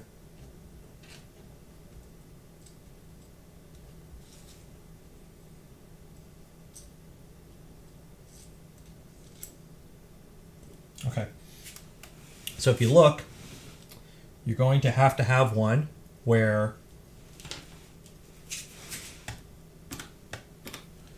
the threaded portion is pretty much sitting against here, and the holes are closest to the back.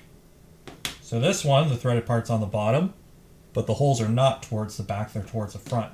So it's going to be this one is going to go there. Okay?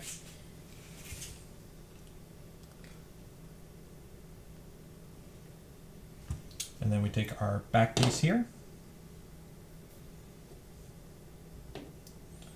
I'm going to put that on there. And we're going to feed these through the holes.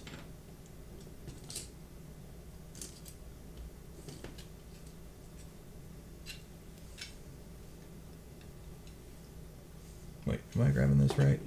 No, I got it backwards. Yeah.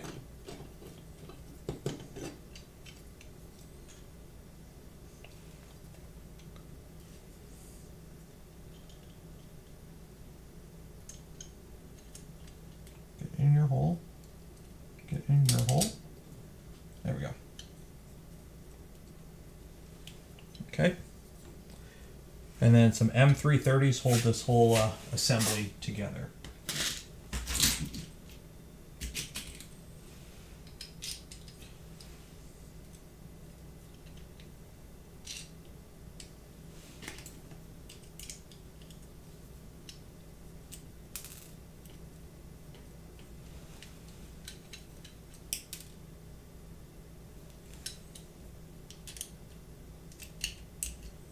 Did I grab the right screw?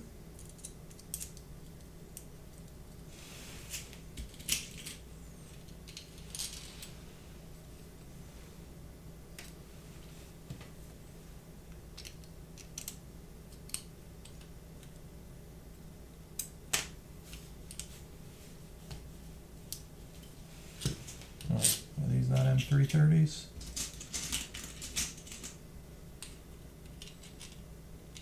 There we go.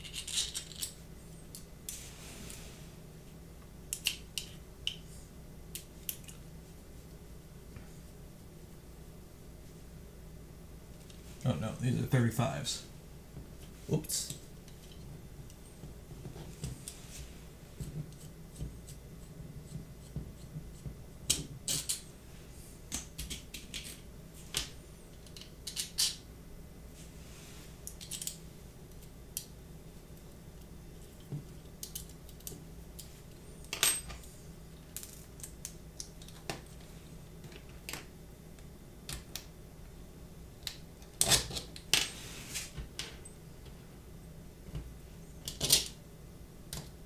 Not a fan of these screws. They're not exactly spec. Why am I running to this issue? Let's see here.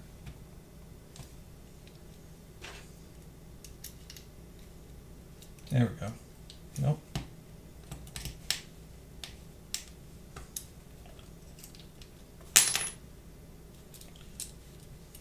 I think I just have a bad nut here. Yeah, that'll do it.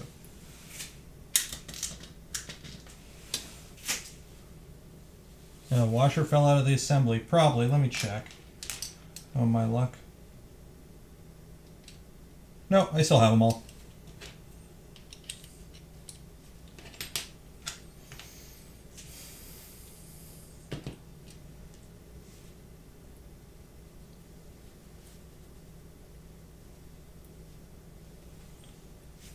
Yeah, here's a hole.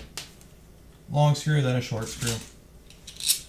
That's another thing with the Vzero assembly. A lot of people are like, why are there so many different size screws? It's because we have to use a lot of different size screws simply due to fitment. And there's some areas where there's not a lot of room. Where if we go up 5 millimeters on a screw, it literally just won't fit anymore.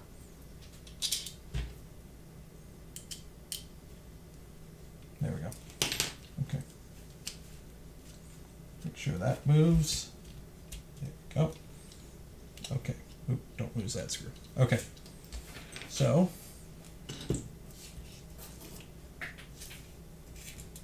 we have that one bearing stack done.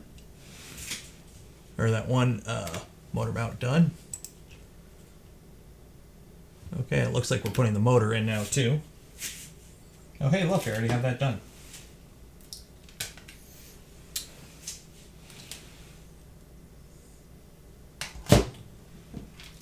So, got our motor, got the 2GT attached.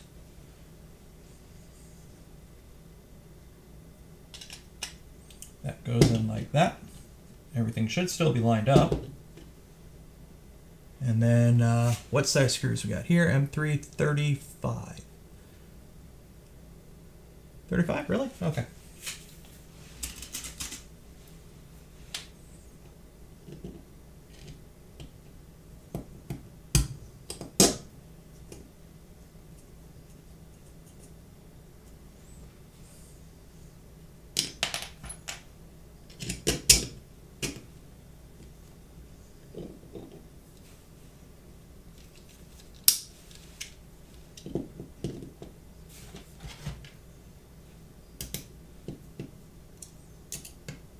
And these ones, don't tighten them down too tight yet.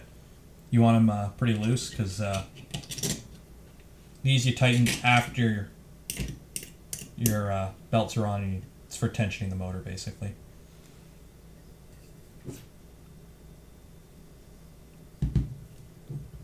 Right, these are 30 mils.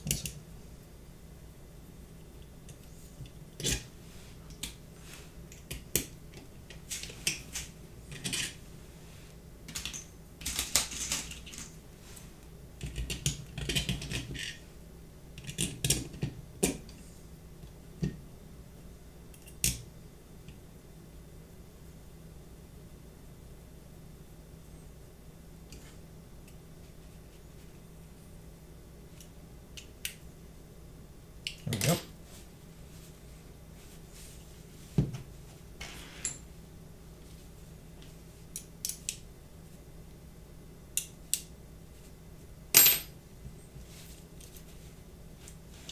And then we have that on.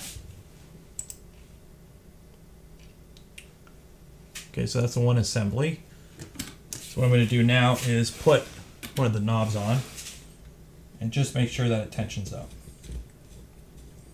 and everything's not too tight. There we go. And we're going to want it loose right now.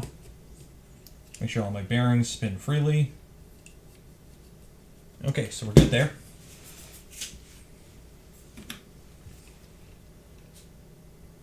Now we're going to go back to grabbing the frame.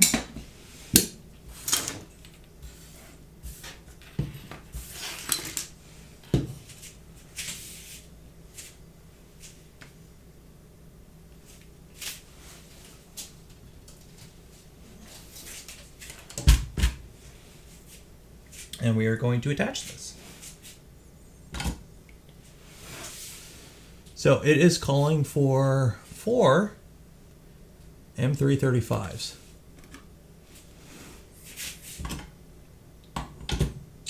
So we have 6 up top here.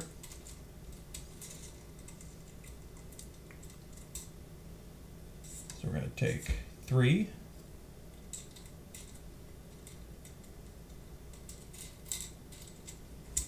Put them in position. And then we're going to steal 1 from the front here. Okay, let's see here.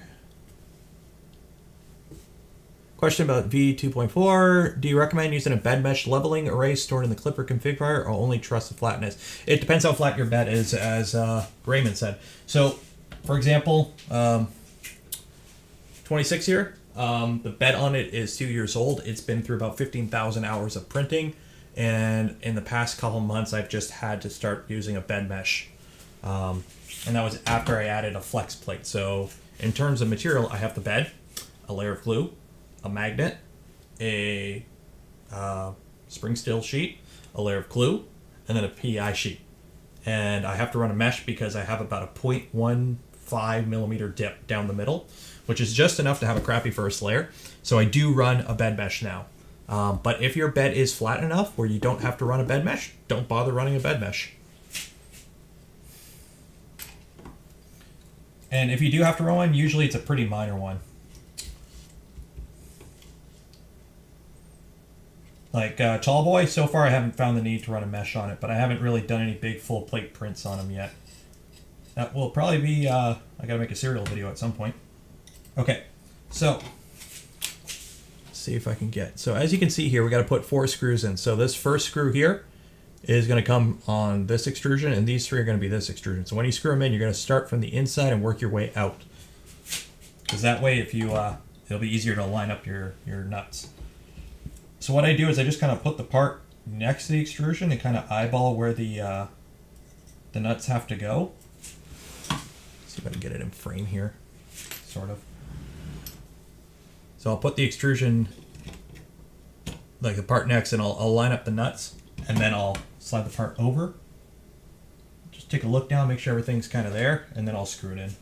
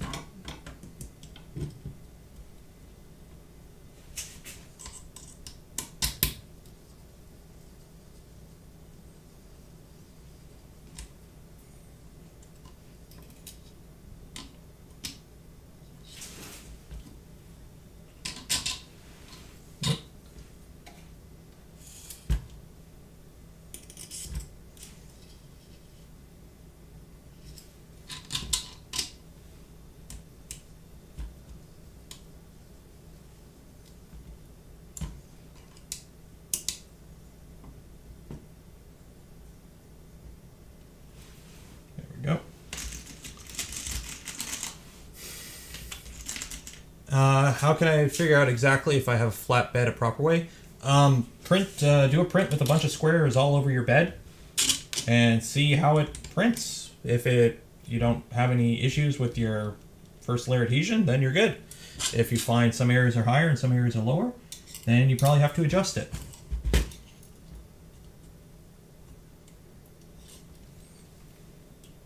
Like, if you have the equipment, like I've brought a bed to work and threw it on a granite layout table and gone across it with, a Midatoyo height gauge with an inner rapid just to see how flat my bed was.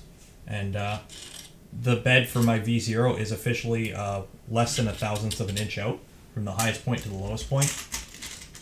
But that's a 120 millimeter bed. And that's well within spec of cast aluminum tooling plate.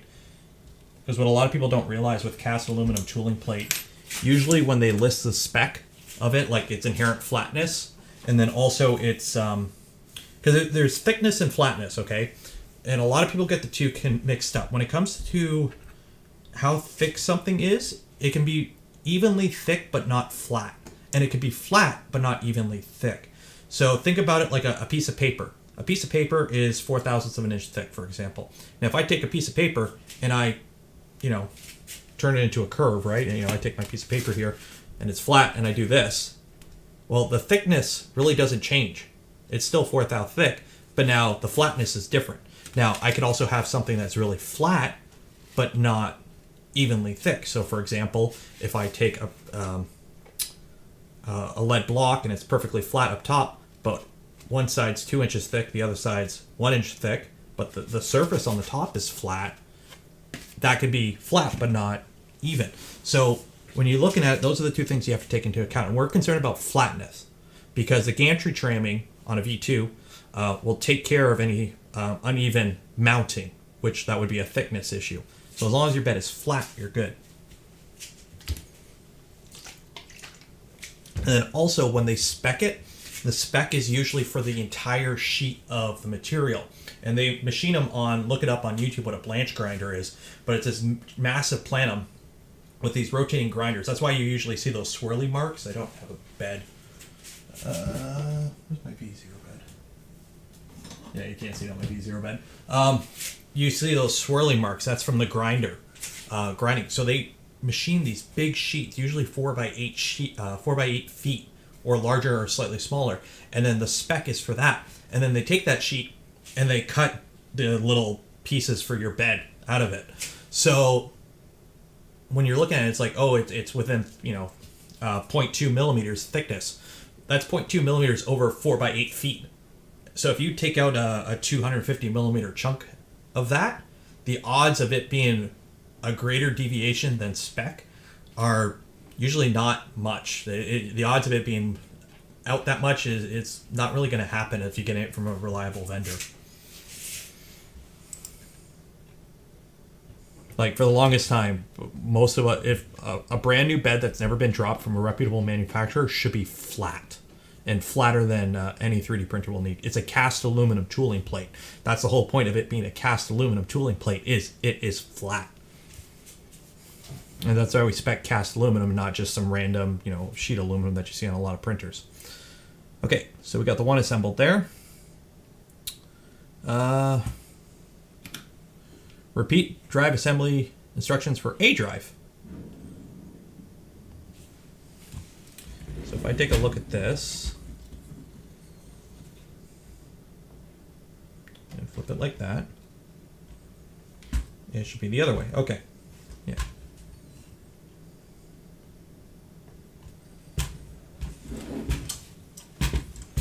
Right, so we got that.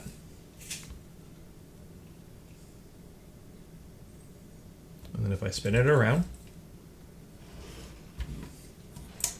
I should have two in the front. Oh, did I build it backwards? No, I didn't build it backwards. Yeah. No, I built it right. Yeah, I built it right.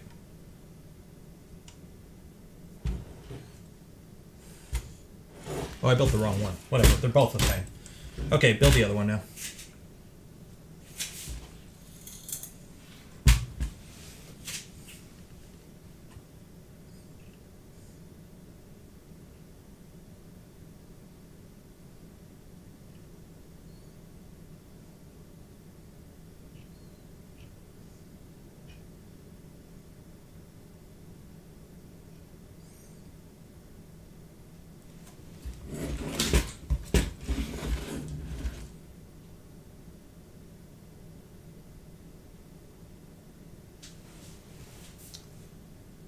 Wait, did I put them together backwards? No, I didn't put it together backwards. Yeah, under the A, I got the double stack. Yeah, I'm right. Right? Y'all got me paranoid now. I sent screws flying. Where did I send screws flying? Whatever. Yeah, that's right.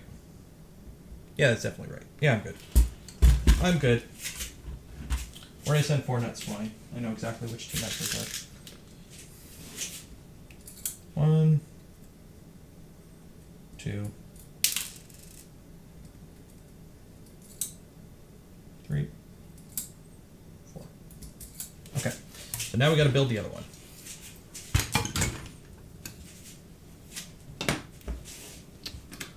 So it is pretty much the exact same, only we are doing it the other way.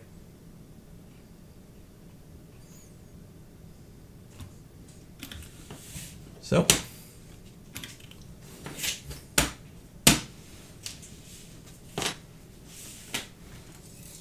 nope. So some 35 mils.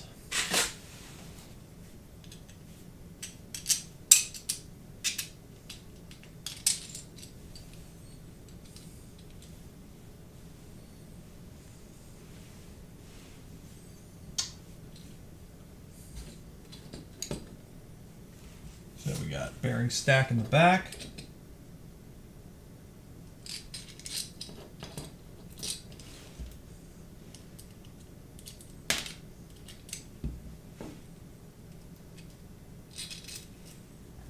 Washer.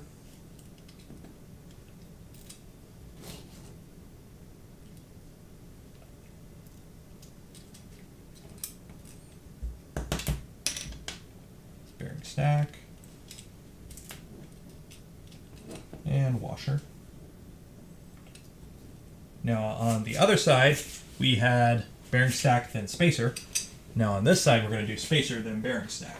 Now don't be alarmed, all the spacers are the same, so don't worry about trying to keep track of which one is which.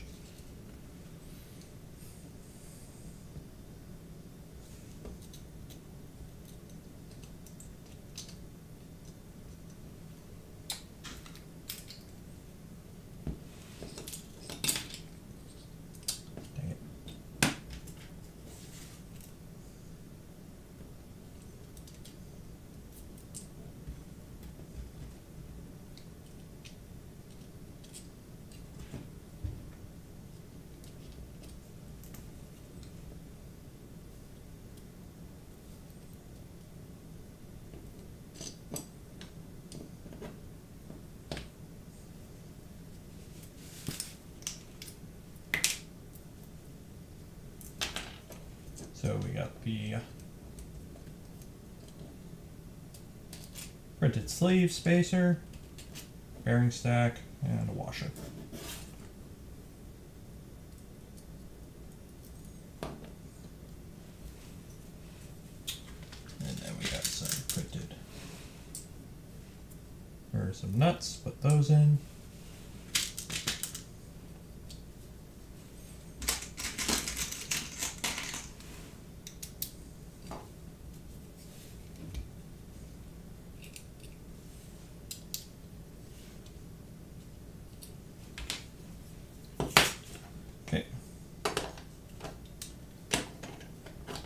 Goes in there.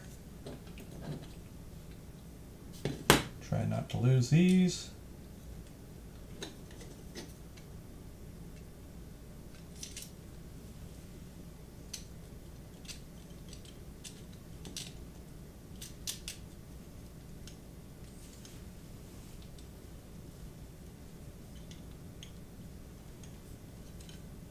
Uh-oh. Come on. Let me get in there. Go. Put some of these guys in here just to keep it lined up.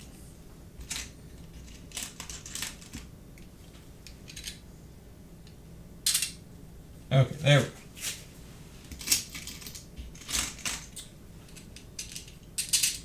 Pull the nuts up, put the M30s in. Chris Hankel, $5 donation. Thank you, man. Appreciate it very much. As always, and this is the first donation of the night, so I'll say my little spiel. Anyone who donates to the stream, anything donated goes directly into the fund for either more printer parts to build printers for the stream or equipment for the stream itself.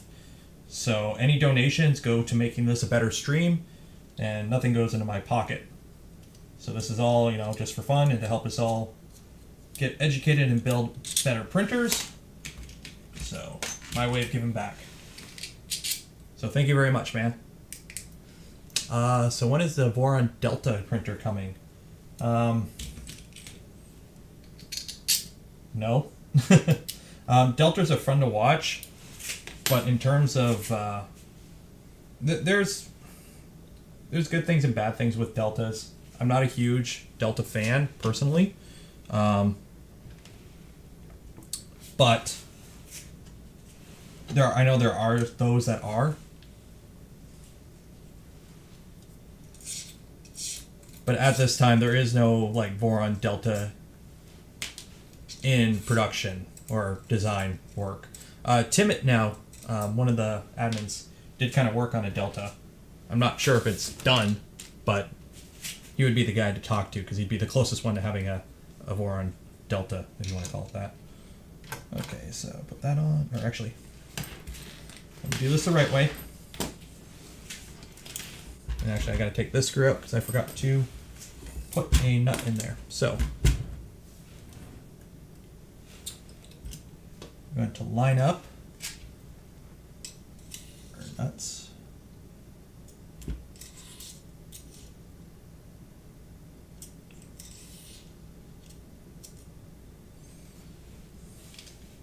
Oh yeah, I gotta put the motor in.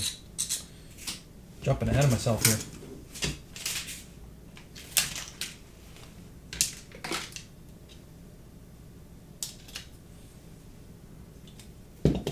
Motor goes into position, and M3 35s, I believe.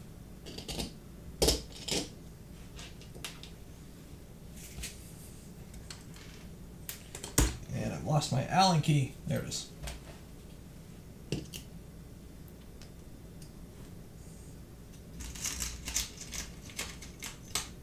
Josh, $4.99. Thank you, man. Appreciate it. Honestly, this is stuff I like.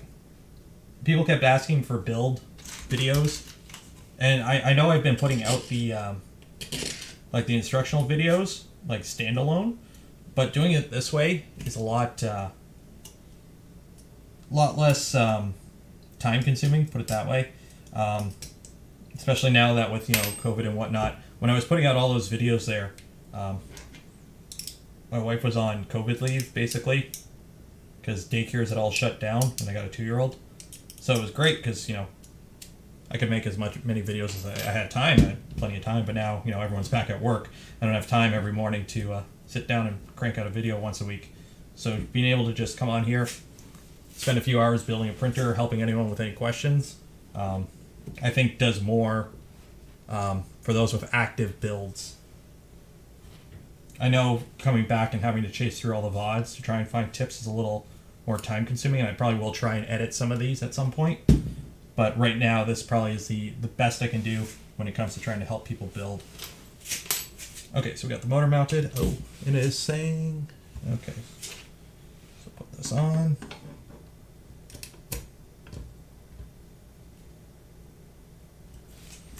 Now, I am going to have to take the one off here, because I forgot to put in the M3 nut for this guy. So I just got to unscrew this and slide an M3 nut in there.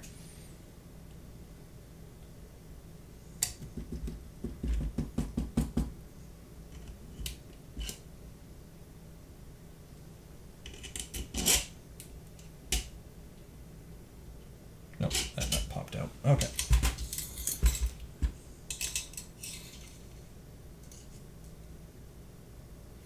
There we go.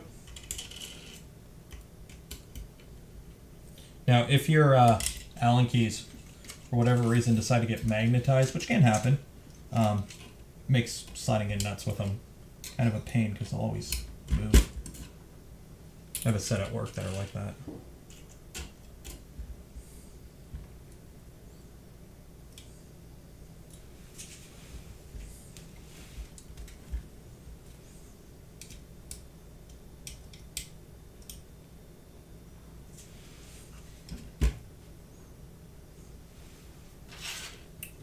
Okay. So now the fun part. I gotta take an M3 nut and slide it down in here and screw it into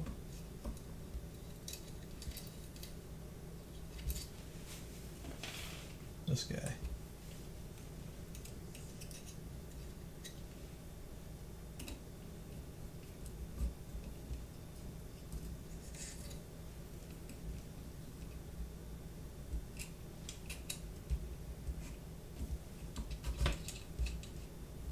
Line them up and then slide it into position. Let's see here.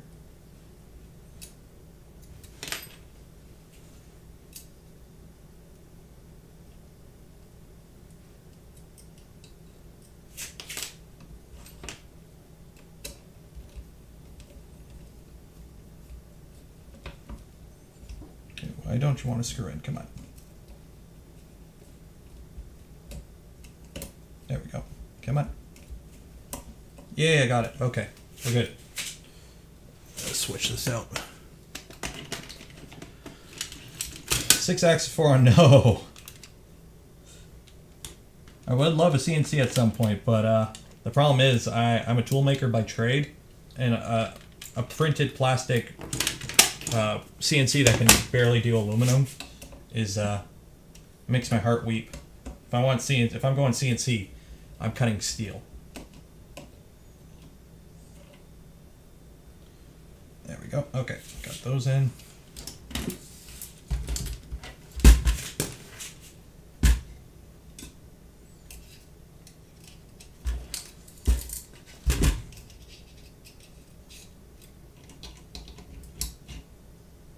I have seen some designs, like I seen like a video of a trade show, one of the rep fests or whatever, where somebody did have like a 6-axis 3D printer. But it's basically just go buy a KUKA arm or equivalent and just slap a V6 on it, and you can have a 3D printer that'll do all the fancy stuff. That's all it is. It's just a robotic arm with a printer head on it. It's, you know, not exactly bleeding edge tech.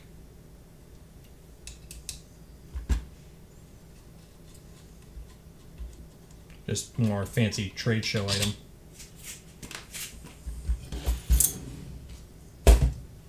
Okay, so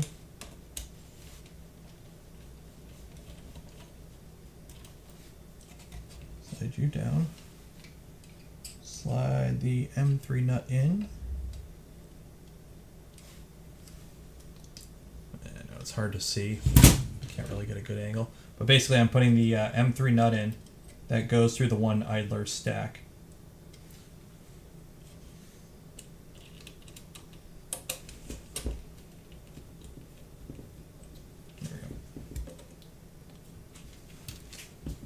So what I did was I put these 3 in loose, slid the whole motor mount down so that I could line up the M3 nut for this screw that goes through the idler stack, slide it back up and screw that down, and then tighten these back up and then put this guy in. That's how I did that.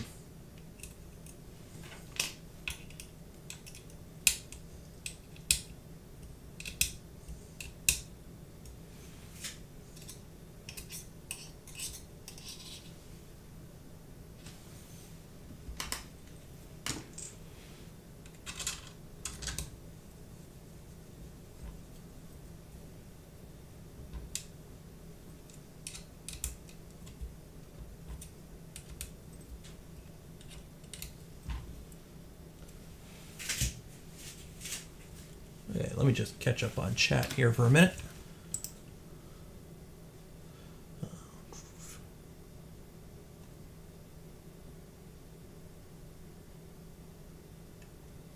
When will the new version of 0.1 be released? There's no real 0.1. There's been like a small bug fix type release update with just some new printed parts for the Z. But there's no 0.1 in the works at this time. Voron CNC mill. As I've said, if I'm going CNC, I'm cutting steel, and you're not really doing that with printed parts. So it's gonna be fun the day I tell everyone, okay, now you gotta buy a MIG welder to start. A lot of people won't like that.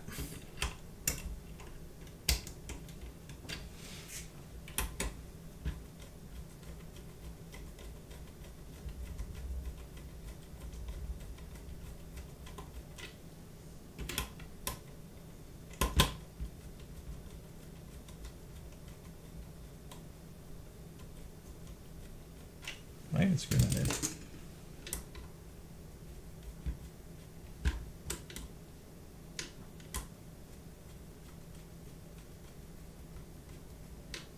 No, that doesn't line up. 1 second.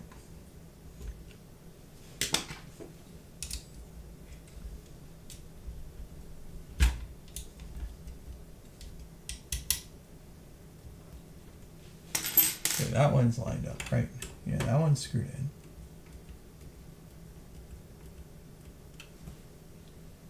Yeah, that one's good.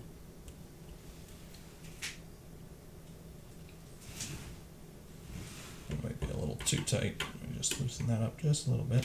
Okay.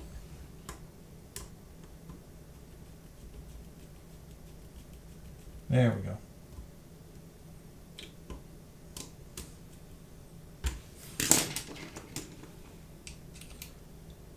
Voron laser cutter. Just take the gantry from a V1 or a V2 and just make a short little squat Z with it, and there you go. For laser, just make sure you make a proper enclosure so you don't go blind.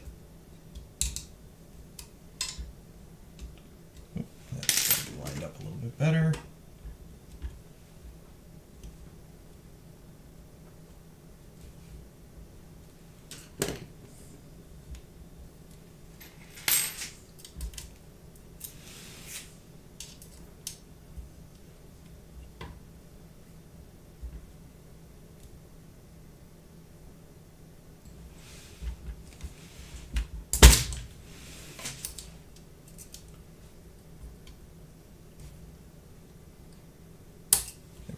Okay.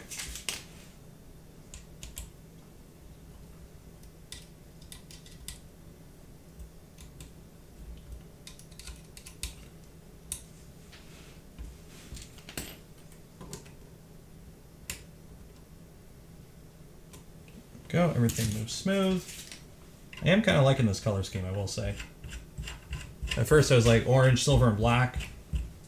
But now it's like kind of growing on me. Okay.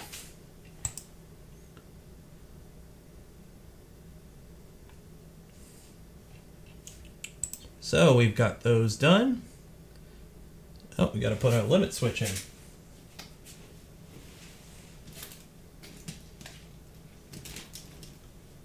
So I already have it wired up because, again, we're using hardware.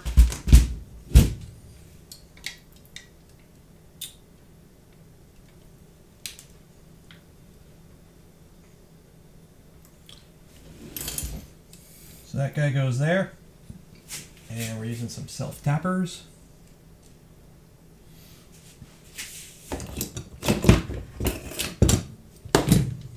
And these are just M210 self-tappers.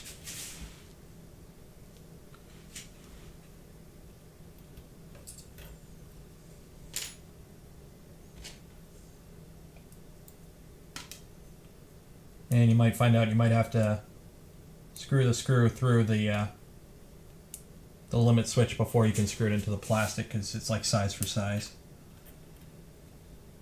There we go.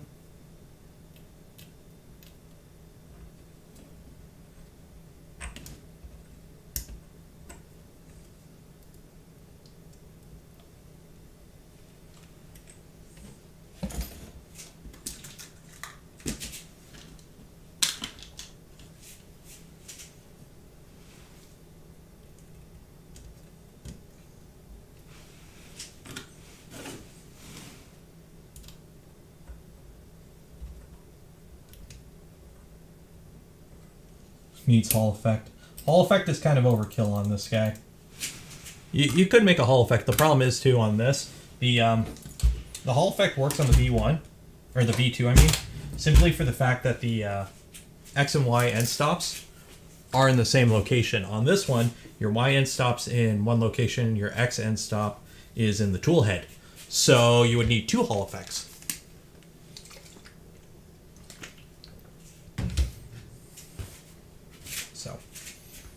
Okay, so we got that in there. Hopefully the wire's length shouldn't change, so I can reuse that. M312, any head. Okay.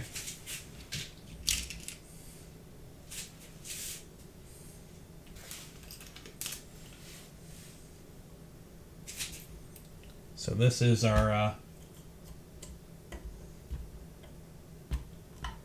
this is going to be fun to screw that in there. Let me grab my, by the way, I can't remember where this kit I got it from. I got it from AliExpress, that's for sure.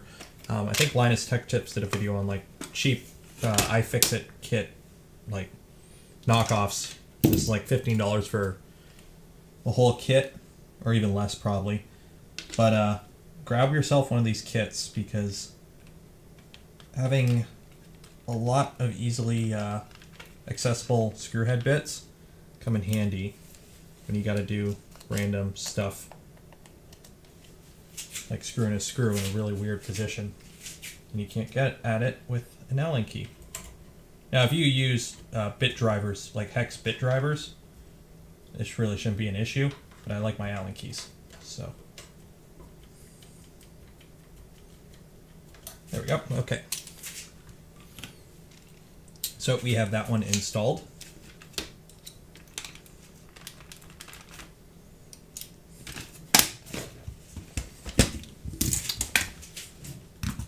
Correct. Most of the, I know if you look at the manual, it calls out for like button heads everywhere.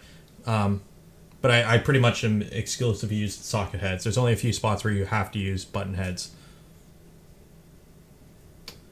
Okay, so now we need to put our Z limit switch together, which is this little guy, and then it slides down into position over that.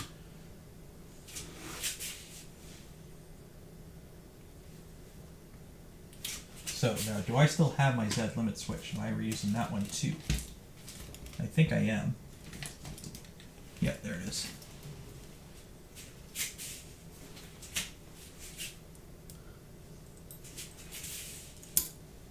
Oh, you know what? I screwed up. I put the wrong one in there. I put my... Now, here's the thing for limit switches. You can get by using the 10-cent KW10 everywhere, but I do have one of the Omron limit switches, and I use that for Z, simply for the fact that the Z is more critical than your X and Y home, because your Z is your first layer height. So what I use is the Z limit switch. It's an Omron, and then all the other ones are just cheapo, generic ones.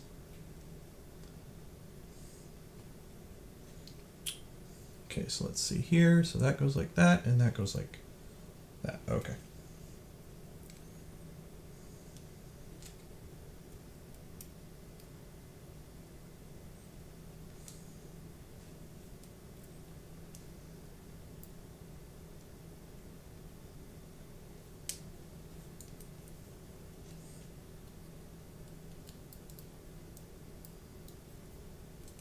Now, you can use the cheapo KW10s everywhere. My V1, when it was a V1 and not Tallboy, I used just a cheap generic 10-cent KW10 for my Z limit switch, and it worked just fine. So you don't be like, if you don't have an Omron, it's not like you have to get an Omron. It's just one of those kind of Gucci things if you have it already, which I have. I bought like 10 of them at one point.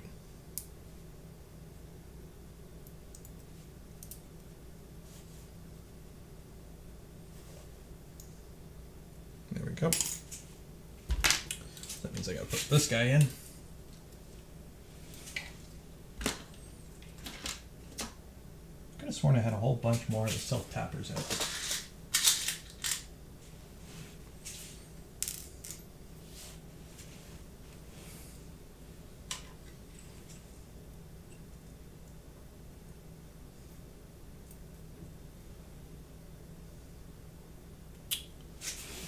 Let's see, what's everyone going on about?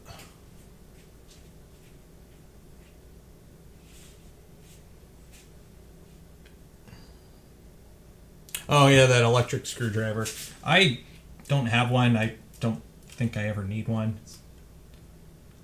I'm not in the market for one.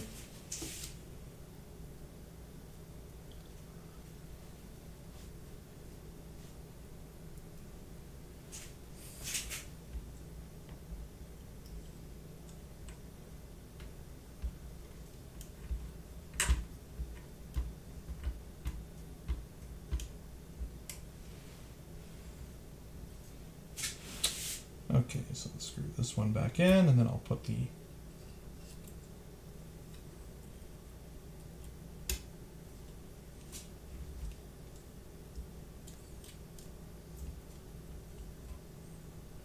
okay. So there we go there. Now I gotta put the Z end stop in. So this one you kind of have to go under, remove lever from switch. Okay, I can do that.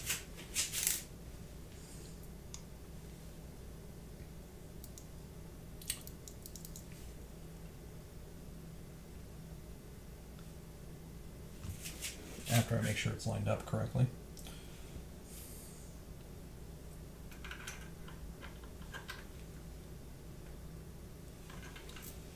Let's see here. Okay, so that goes like that. So actually, I'm going to swap out these self-tappers to some, because it looks like it sits right against the panel there. And my self-tappers are button head. So I'm going to swap these out for some flathead ones I have. So that way I'm not hitting the panel and pushing that back.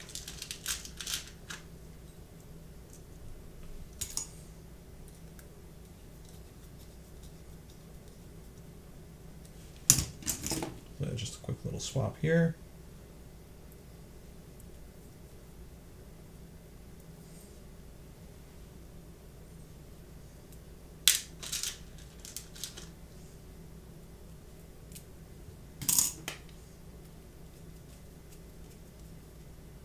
There we go. Okay. Now we got some M310s with some. That's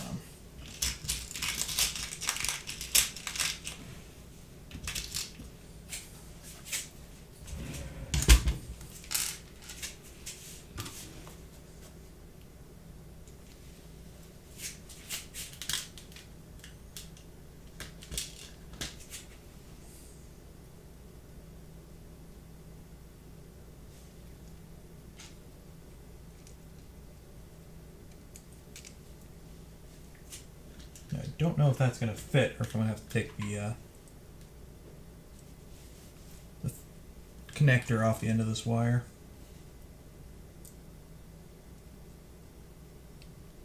Okay, so that can go right on there. Slide that down.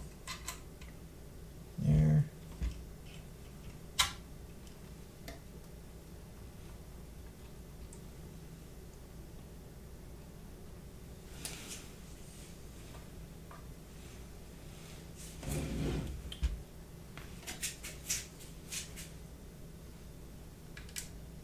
Yep, I'm going to have to take these connectors off. I know I have tweezers somewhere. There we go.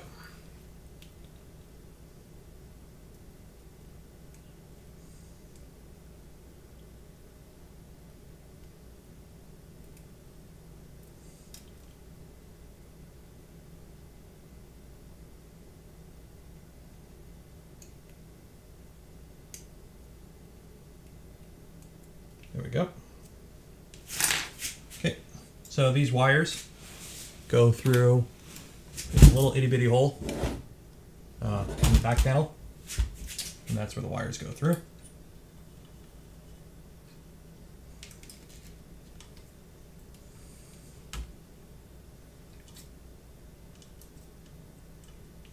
So solder your wires on before you put the limit switches on, I will say, because also you run the risk of, melting plastic parts if you try to do it after. So it looks like this sits pretty much near the top. So I'll just screw it in now, and then we can obviously adjust this later. Now, I know a lot of people have issue with the fact that you have to kind of reach in there to tighten the, to adjust this screw here for your limit. Don't forget, you can also move this if you need to just move your limit a little bit. So you can always just, shift your limit switch block up and down a little bit to get a little bit more room, if that's, if that's possible.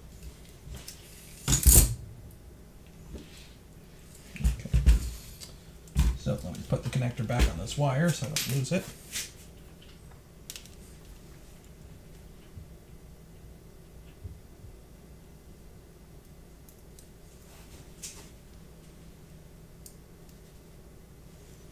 Okay, back to the manual.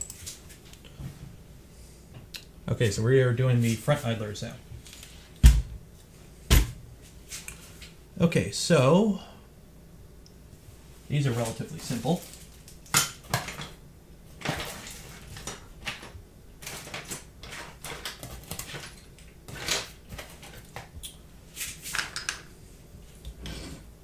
So obviously you have a left hand and a right hand parts.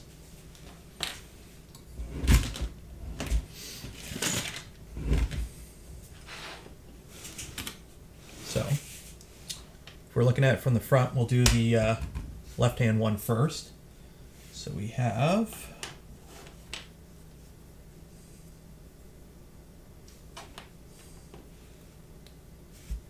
that one. And then for the top, that one. Okay. So we got to build ourselves an idler stack. So M335.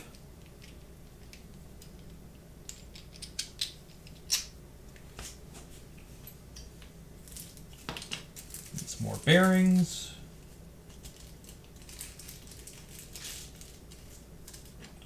So, as always, bearing, idler, idler, bearing.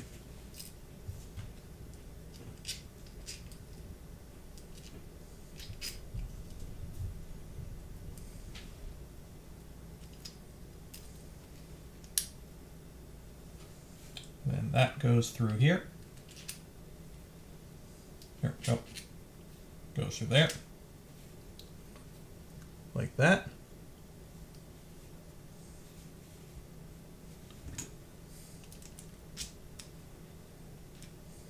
And then that screws into the top here.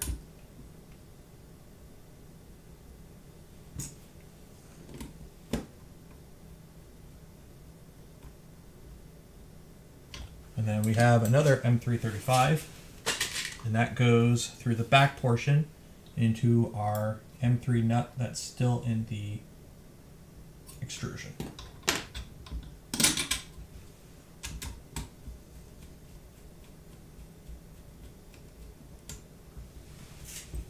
Shit, I don't think was lined up. I gotta put the feet on this so it at least sits flat.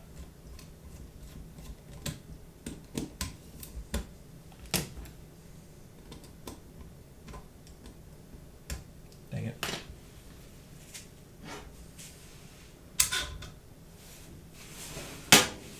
Now, these ones right here are the ones that you do need to use the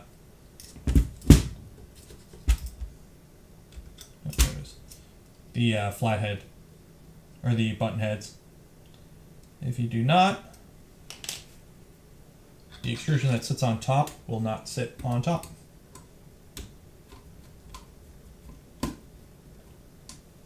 Why aren't you screwing in?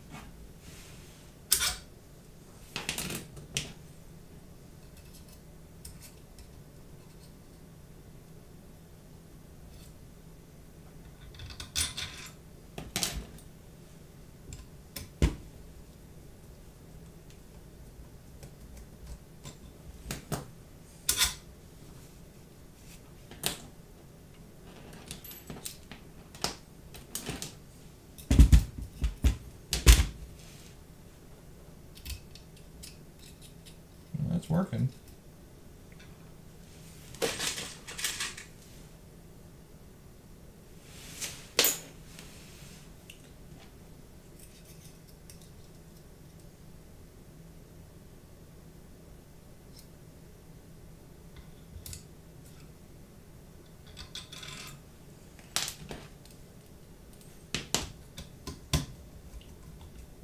What am I missing here? Why isn't this screwed?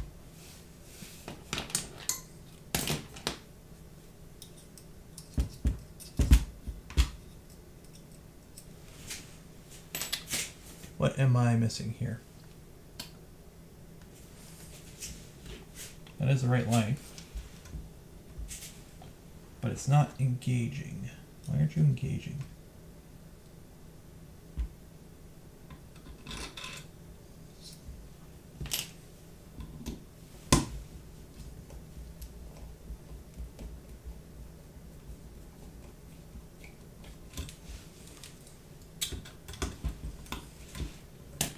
Let's see here.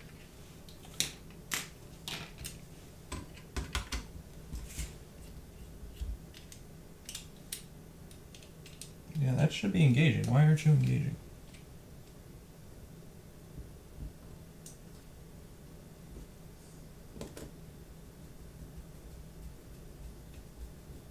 Oh, I know why. I know why. This is one of those areas. So there are a few spots where the screw length is super critical, and if you have generic screws, they might not reach. So you might have to like flip it on its side, for example, so that the screw kind of sits a little bit down, so that it'll grab it and pull it up. There we go. Okay. Now it's fixed.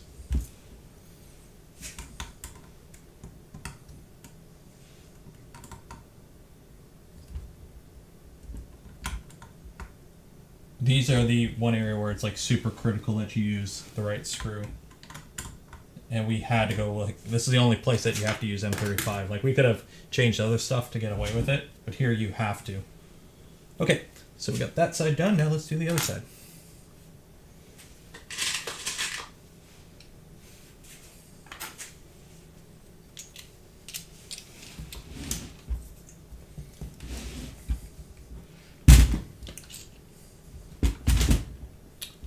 Bearing stack.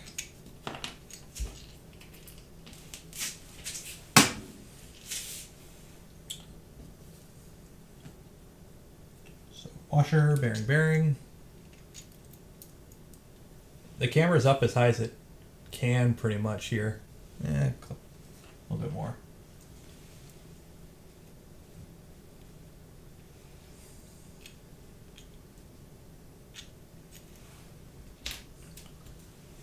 Steve Hine, $10. Thanks for streaming this, dude. It'll be real handy to watch back when building. Thank you very much, man. Appreciate it. And good luck on your build. Just make sure you watch this first, because you don't want to be doing the same mistakes I'm doing. I'll show you how to fix them, but you don't want to do them and then fix them.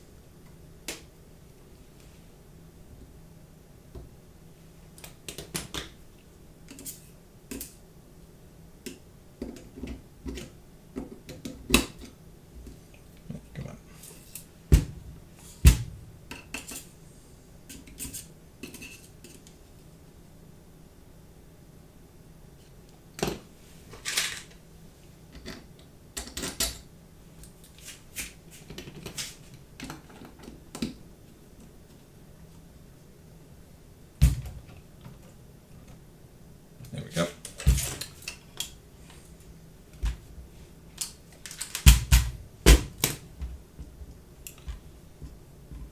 Okay, so we got the front idlers on.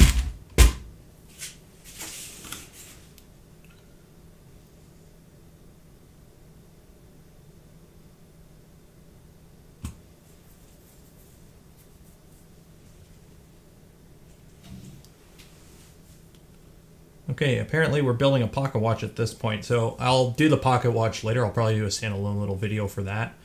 So we're not going to attach the pocket watch now. I don't know why it's calling to put the pocket watch on so early, but it's not going to hurt. Oh, we're putting the bed on now. Okay.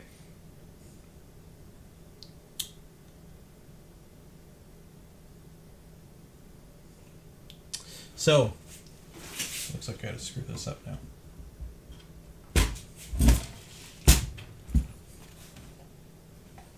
Oh, this is gonna be awkward. Come on.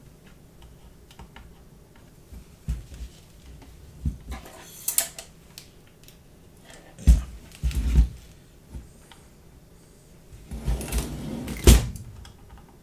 So it shows my bed's a little different, okay? So it showed here that you have, some counterbore holes and the screws go through, and then you have little nuts on the bottom for adjusting. So my bed is kind of a little different because I just have tapped holes. Tapped holes in it, and the screws come up and screw into the bed, and screwing into the bed pulls it down for adjustment. So that was kind of the original design, because we didn't know if a 1/4-inch bed would have enough meat to counterbore everything, and we were worried. So I gotta adjust the bed. So I'll do the bed stuff later, because I'm gonna have to go in there and drill some holes in it and put a little counterbore in it to match spec design. So right now the bed I'm gonna skip for now and put that in later, because we can do that later. If Y carriages are not in, install them now. Oh, we're at the carriages. Okay, so you know what? I think I'm going to stop there for following the manual part of the build, because it's getting pretty late. It's pushing 11 now, so 3 hours. So what I'm going to do at this point is I'm going to put the feet on and kind of leave it as an open mic for a little bit if anyone has any questions.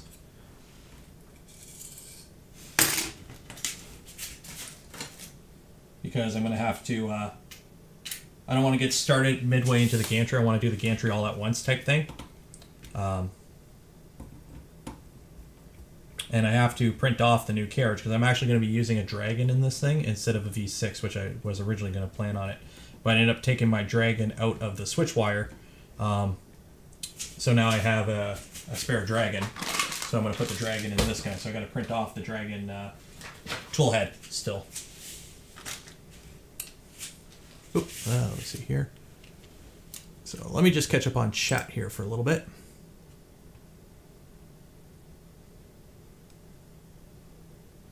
Have you thought about printing spacers for the M3 nuts and the extrusions?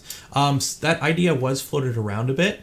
If you have the CAD, it wouldn't be super hard to whip something up. I know that was kind of a floated idea for a bit, but I don't know if it went anywhere.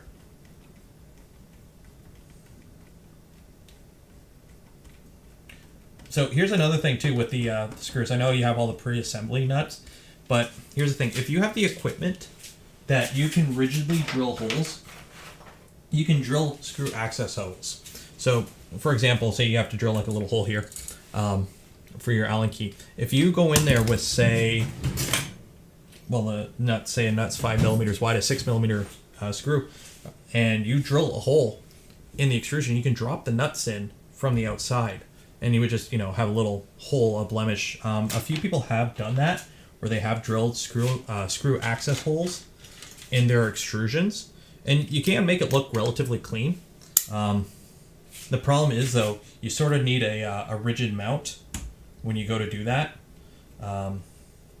because when you're drilling thin aluminum or any thin material like that, especially when you don't have full diameter of the drill making contact, it's very likely that it'll bite the material and spin it, and we don't want anyone getting hurt. So that's why we have, like, a lot of our manuals, we try to err as much on the side of caution, because we don't want anyone getting hurt building one of these printers or causing any property damage building one of these printers. So we try to make things that, oh, sure, everyone does it, but it's not the safest, so that's why we don't recommend certain things. Like, yeah, you can get by with the Chinese SSR, but we're never going to recommend buying the Chinese SSR.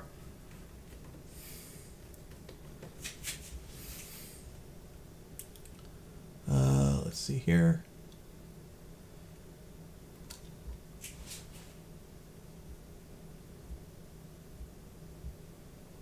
Do you find something a bit of... Sometimes a bit of molten plastic can skew the Z contact switch. So how do I avoid it? I don't know. I've never run a brush on my printers. Like I know some people have a brush and they do that little brush routine. I don't do that. I know I run the TL nozzles that are copper with the nickel plating, and that helps a lot with buildup of material. And then when I finish printing, I usually do a retraction of like I think 1 or 2 millimeters. So it'll finish printing and it'll retract the filament. And then when I do the heat up, I make sure I let the bed soak for 10 minutes. I do the whole routine of leveling the bed and whatnot, and then it heats up the nozzle and does the Z switch. So usually there's not enough time for it to ooze. I haven't had an oozing issue, and it's hot enough that it kind of mushes out of the way if there is an issue. But I also use the Omron pressure cooker switch from the original V2.0 days, which has a bit more. It needs more force to actuate than the regular switch. So I don't know if that'll help a little bit, but just adding a small retraction move to the end of your print cycle, I think helps a lot. Are you going to review the AliExpress 2.4 frame? At the moment, I have no plans to build another V2. I already got 2 of them. And I'm not going to buy a frame just to review a frame. How do you connect your 12864 display to the SwitchWire SKR Mini? Right now, I'm running an SKR 1.3 in my SwitchWire, so I just literally have it plugged into the SKR 1.3. But you can run a little board connected to like an Arduino Nano, for example, and have the Arduino Nano run the screen. There's multiple different ways to connect screens, especially with Clipper and multi-MCU support. Let's see, the Troton. The Troton. Yeah, the Troton's it's weird because if you look at it, it's like a weird V2.0, 2.1 hybrid with machine parts. It's not exactly the same. It's kind of weird. Okay. So I think that's as far as we're going to get. So as of right now, I am liking the colors, I will say. So I'll move on to the gantry next week. I'm going to have to do some modifications to the bed to make it spec in the meantime, and I'm going to have to print off some stuff. So we'll move on to that later. So I'll do what I always do. At 11 o'clock, I'll probably be the end of the stream. So until then, while I clean up, open mic, open floor. If anyone has any questions about anything or wants me to show anything specifically, it's an open floor. So go ahead. Put you over here for now. And actually, this is another reason I wanted to get the feet on here. I want to make sure I have room on my table for 3 printers.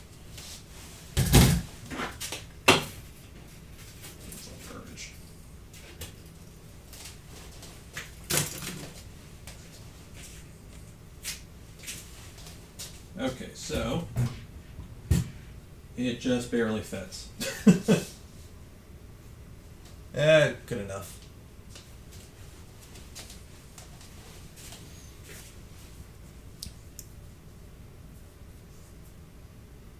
Yes, the Physek Mini display. It is a very good display. I like them. I have them on SwitchWire and Tallboy.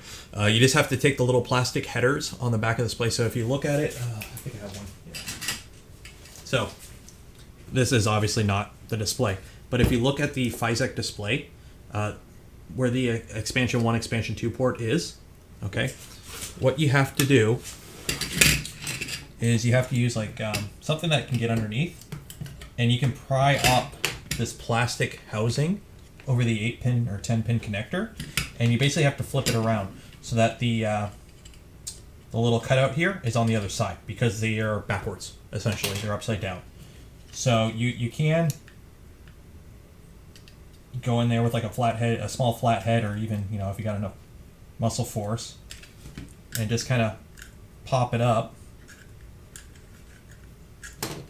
Try not to bend your pins, obviously, because remember, it's the pins that are soldered. The plastic housing is just a plastic housing.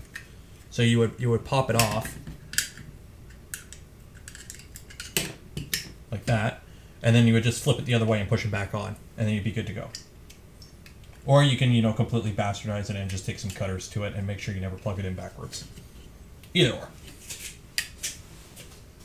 So it's an easy fix. They just made it backwards. I think it's fine in Marlin, but who runs Marlin anymore?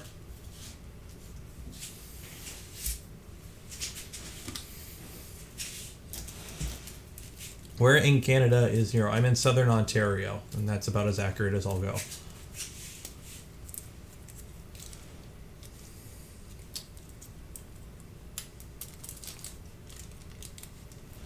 For motors, I'm using OMC motors. All my printers use OMC motors.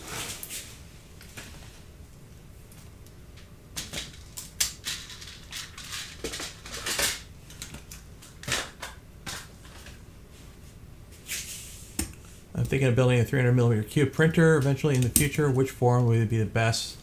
That size of build plate. Personally, I think 300 is a V2 territory, but you could build a V1. That would be fine at that size. I wouldn't go any bigger though with a V1 than 300. It really depends on how much you want to spend and what your skill level is. The V1 and the V2 will print pretty much the same quality-wise because they have the same gantry, essentially. The V1 is lead screw driven though, so you may have issues with lead screw wobble you'll have to address if that is an issue with your hardware. It's kind of roll of the dice. And then you do have a moving bed and the weight is up higher, so you won't be able to push the same speeds. But print quality theoretically should be pretty much the same between the two. Plans on doing a video on what you learned and teach us how to set up a dual extrusion stitch wire. That would be a plan in the future once I'm 100% sure that I've got dual extrusion kind of down pat. But right now I'm still in the, hey, it's working phase. Will Voron guys make an IDEX Core XY?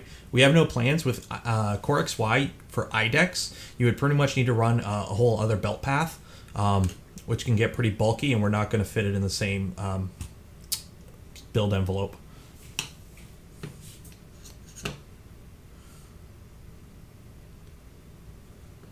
Now, there's nothing wrong with Marlin. Like, Marlin did a lot to get us where we're at now. Like Clipper right now, look at Mainsail. It's pretty much almost at the point where it's a one-click install, where you pretty much flash an SD card and copy a config over, and boom, you're up and printing. So Clipper is going to be at the point where it's a one-click install by the end of the year easily. And the setup with Clipper, where you can literally just open up a file like in Mainsail and automatically edit your config, hit save, and boom, your Clipper is fully updated firmware wise, and up like any changes you made are instant, is going to be pretty awesome. Plus with Clipper you can run multiple MCU. So right now, like you could have, if you really wanted to, right? If you scrounged hardware, okay, I am building a V2 and I'm using all kinds of extra crap I have. So you can have your Z motors on a ramps. You can have your XY and extruder on a Duet, and you could be running a Arduino Nano running the display, and still have room to hook up a webcam. Because as long as you can plug it into a Raspberry Pi 4 or 3 or 0, or 2 or 1 now with Mainsail, really it's a lot lighter, because the reason we recommend a 3 or 4 is Octoprint is pretty bloated with Mainsail. It's very lightweight. We're getting performance you would get. It's basically instant on a V0 or on a Raspberry Pi Zero now. But basically, with Clipper, if you can plug it into a Raspberry Pi somehow, and the MCU controller itself, like the MCU chip, is supported by Clipper, and you know the pinouts of that chip, you can pretty much run as many as you can daisy chain off a single controller board.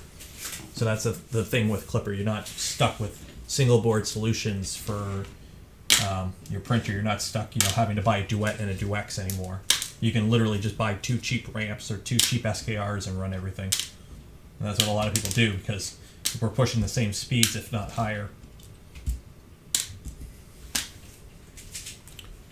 Can I do? Yes. Okay. So the reason I'm rebuilding Vzero is I'm doing completely from scratch. I know with Tallboy I kind of skipped the firmware aspect of it, but with Vzero, when I get to the firmware point, I will be going through the firmware. I will be showing you how to install Octoprint, how to install Clipper, how to put a config on it, how to make sure everything's moving correctly. I will be going through the full thing on stream, and then I might take sections of the stream and make a dedicated video to that. I don't know if I'll do Mainsail, simply because I don't know the state of Mainsail at that point. I want to try and make it for the what the average person's going to do, and I'm not going to be installing experimental software that's going to be outdated in 2 weeks. So we'll see when we get there, but we probably have another week, maybe 2 of hardware before we start to getting software, because I also got to wire it all before we get to software. Is a Raspberry Pi Zero on a V0 a decent idea? I'm going to be, if mainsail's at the point where I think it'll be, I'll probably go with a Raspberry Pi Zero.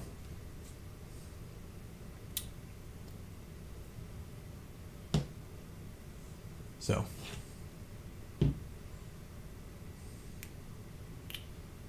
let's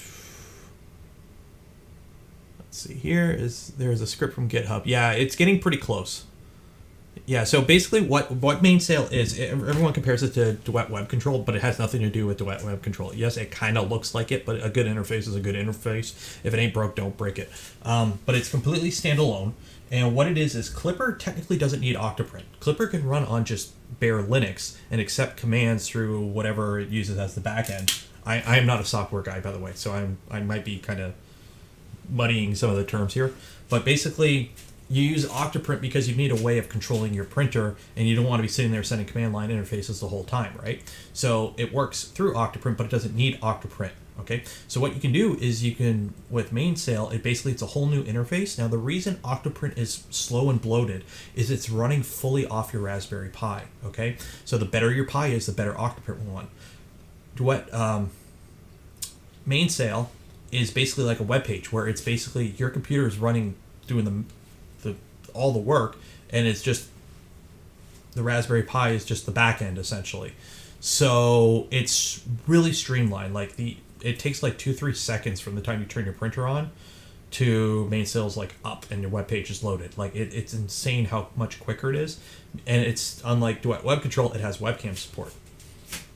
So will it support plugins? I'm not too sure. I know some people are working to get a few working, because I know some people really love their spaghetti detector or whatever it's called. I don't have spaghetti issues, so I don't worry about it too much. But anyways, so I think there will be some. It depends on, again, I'm not the software guy at all. It depends on what the plugin does and what it needs, what kind of dependencies. Oh, no, you don't have to leave your PC on the whole time. I'm talking about the interface itself, okay?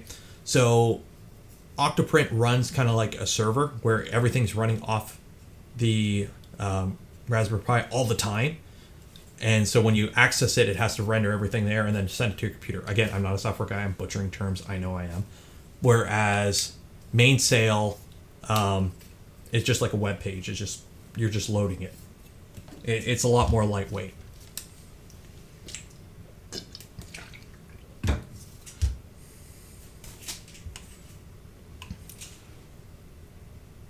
DJ Solitone, €10. Thank you, man. Appreciate it. Hope you've enjoyed the stream tonight. So let's see here. Oh yeah, I wanted to go over. So let me pull this out. The one thing I kind of like about Prusa Slicer is its ending G code completely spits out the filament. So let me take a look here. Yeah, that's what I thought. So this white filament, I literally unboxed, threw it in the printer and hit print. So I've never actually used this stuff. And it's been sitting in a box for 2 years. Because I don't print white PLA. I barely print PLA as is. I think I print more PLA in the past 2 weeks since I got my switch wire running than I have in the past 2 years. Okay. So let's see here. And for dual extrusion on the switch wire, I'm running 2 jet packs. You don't need to run a jet pack. You can really use any extruder. I'm just using dual standalone jetpacks because one, I was the guy who designed the standalone version or did the mod to make it work. So I kind of wanted to run something I kind of made a bit. But I just kind of like the look of them. And I like belted for the noise when it comes to pressure advance because it is Bowden, so it is running pressure advance. And it's running a 0.6 value of pressure advance. Okay, so this is why the issue with dual extruding and Y splitters is when you go to retract, that is the filament bulb. Now, it's not the cleanest on the white, It's got that little wisp on the end. It's hard to see there. You can kind of see it there. The white is worse. But that is what you're fighting against. Because the worse that bulb is, that is the chance of it jamming. The little wispies here, if you get too long of a wisp, if it's not retracted out enough when it goes to feed the other filament in, it'll jam on it. That's the issue I was having with Cura. It would never retract clean enough, so that when I went to go feed in the other filament, it would basically be trying to push the filament through a tube where there's already something in it, and it would kind of build up eventually and jam it. And then also the retraction bulb, a tip somebody gave me was to use Capricorn tubing, the 1.9 millimeter ID tubing between the V6 and the Y splitter, because that's where it does its forming of the tip during the ramming, retraction, unload procedure, whatever it is. So if it has a smaller ID there, the bulb will be smaller. And then also after the Y splitter, it's cheap 2 millimeter ID Voron tube. Okay, let's see here. Catch up.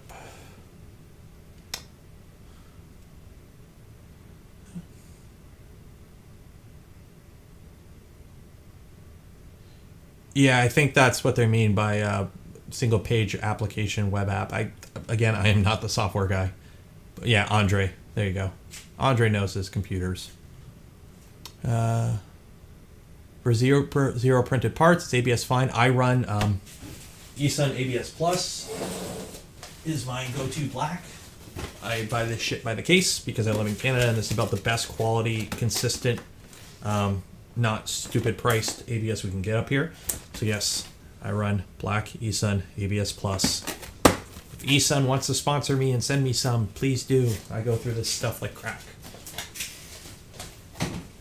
But yes, ABS Plus is fine. The only real issue with eSun ABS Plus is it does have a slightly lower glass transition point. We're talking about 5 degrees, so it's not going to kill you. And it is slightly springier compared to pure ABS, but again, it's not going to kill you. And it's much more forgiving. So if you've never printed ABS before, which if I ever do get around to doing my video on how to print ABS for dummies, it is pretty much your go-to for forgiveness. Would it be possible to use Mainsail and Octoprint at the same time? I don't believe you will be able to. Like Mainsail is basically the interface, so if you're replacing the interface, you might as well just use Octoprint with the skin on it.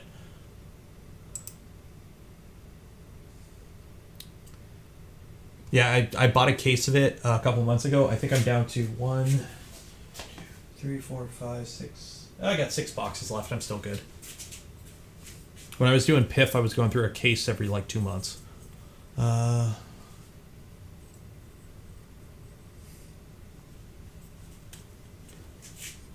then we have played around with a few different design changes. I don't think I have the old... Yeah, I do have the old ones. So with the Y splitter, the original design had a much sharper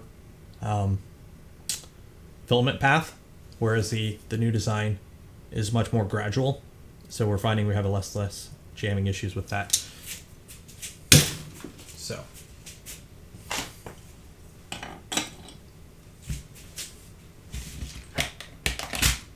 Okay, so it's coming up on 11. Any last questions before I close out the stream for the night?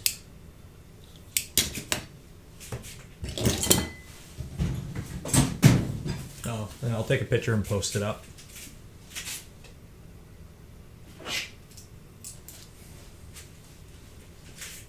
Yeah, I know, we don't... I want KVP. I want to buy a case of KVP. Shut up and take my money. But they don't ship to Canada. And unfortunately, I live pretty close to the U.S., but with COVID, I can't go to the U.S. So... And our country has straight up banned Americans from coming here. So it's not like somebody can bring me any either.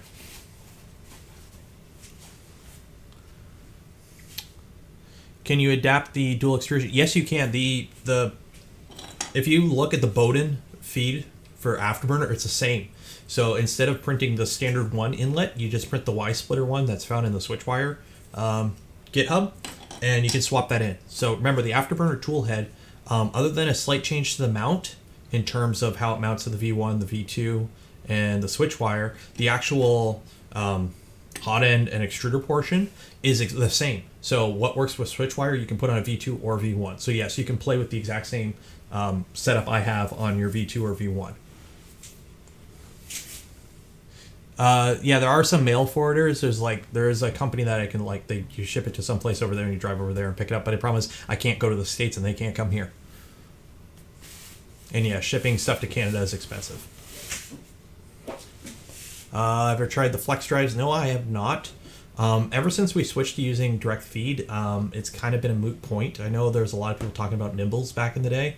But then we realized just slapping a standard extruder on there really isn't that big of a penalty speed-wise. And the amount of time you save with quick retractions is really makes up for the majority of it. So I think a few people have played with it, but never more than just a couple guys playing around with it.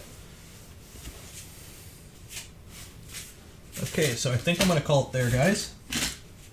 So again, if anyone has any questions in the future, you can always, hit me up on the Voron Discord. I am on there, or comment on any of the videos. I do try and make it a point to reply to any comments or questions that I get. So I do want to thank you all for joining me tonight, enjoying the stream, hoping you've learned some things, hoping I've kept you entertained, and everyone out there, take care, be safe, wash your hands, and peace.